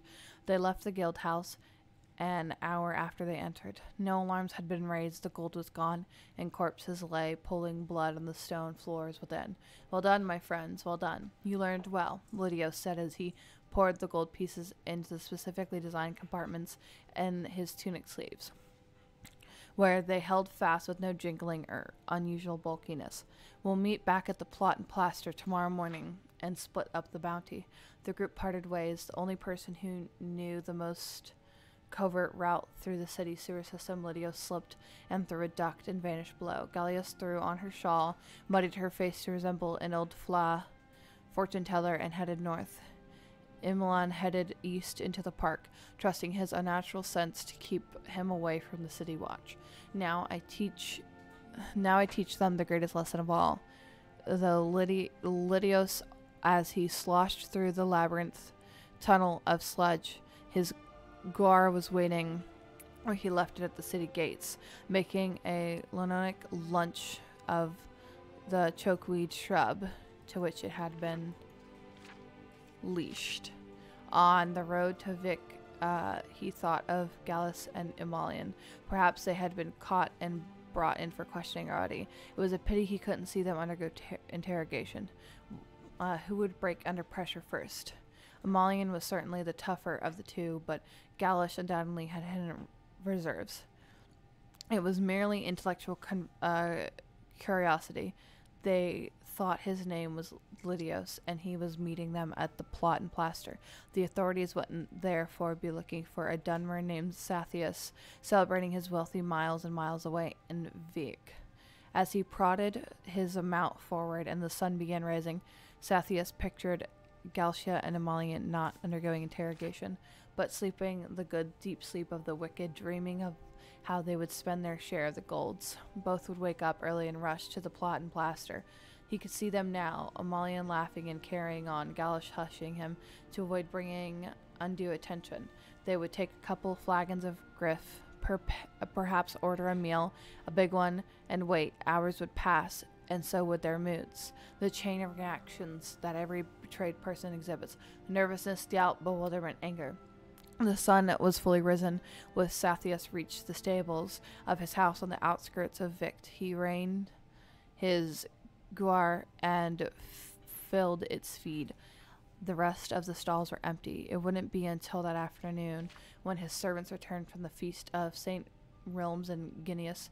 They were good people, and he treated them well. But from past experience, he knew that servants talked. If they began to connect his absence with theft in other towns, it would only matter of time before they would go to the authorities or blackmail him. After all, they were humans. It was best in the long run to give them a week off with pay whenever he was out of town on business. He slipped the gold into the vault in his study and went upstairs. The schedule had been tight, but Sathius had given himself a few hours to rest before his household returned. His own bed was wonderfully soft and warm compared to the dreadful mattress he had used in the canton in Tel Arban.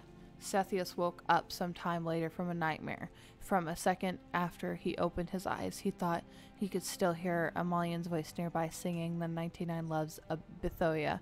He lay still in bed, waiting, but there was no sound except the usual creaks and groans of his old house. Afternoon sunlight came through his bedroom, windows and ribbons catching dust. He closed his eyes. The song returned, and Sathius heard the vault door in his study swing open. The smell of stoneflower filled his nose, and he opened his eyes. Only a little of the afternoon sun could pierce the inside of the burlap sack. A strong feminine hand clamped over his mouth, and a thumb jabbed under his chin. Just as his throat opened and his head was shoved to the side, he heard Gallius in her typical calm voice. "Thank you for the lesson, Sathius." Ooh. He wasn't a virtuous. He was stealing it all night. Yikes. Bad person. I like the Three Thieves. That was a good one. That was actually a really good one.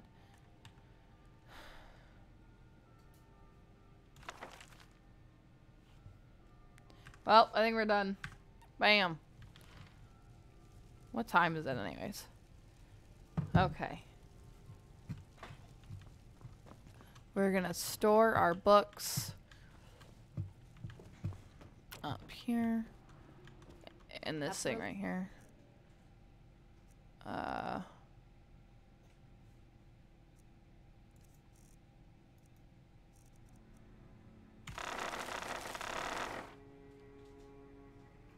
Hunting?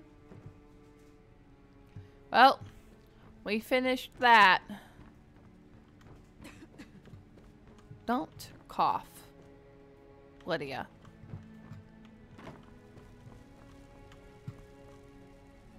Wait, that's a bookshelf. There's actually a shelf for books. Come back here, books. Honored. To see you again, my Thane. What? Yay!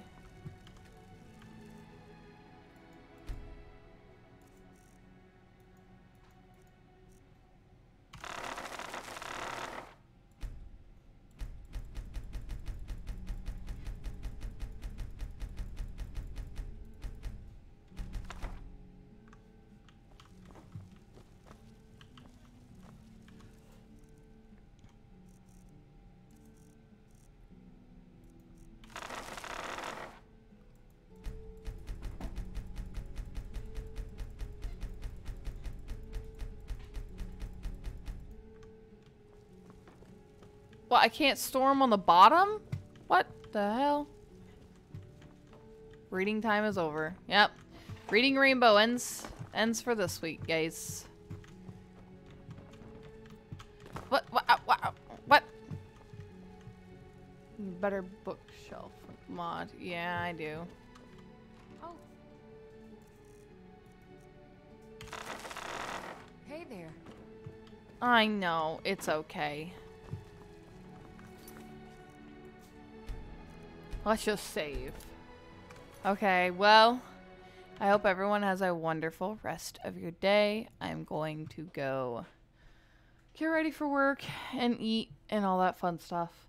So for the rest of your day, we'll do another reading stream on Monday. So goodbye, be safe, drink plenty.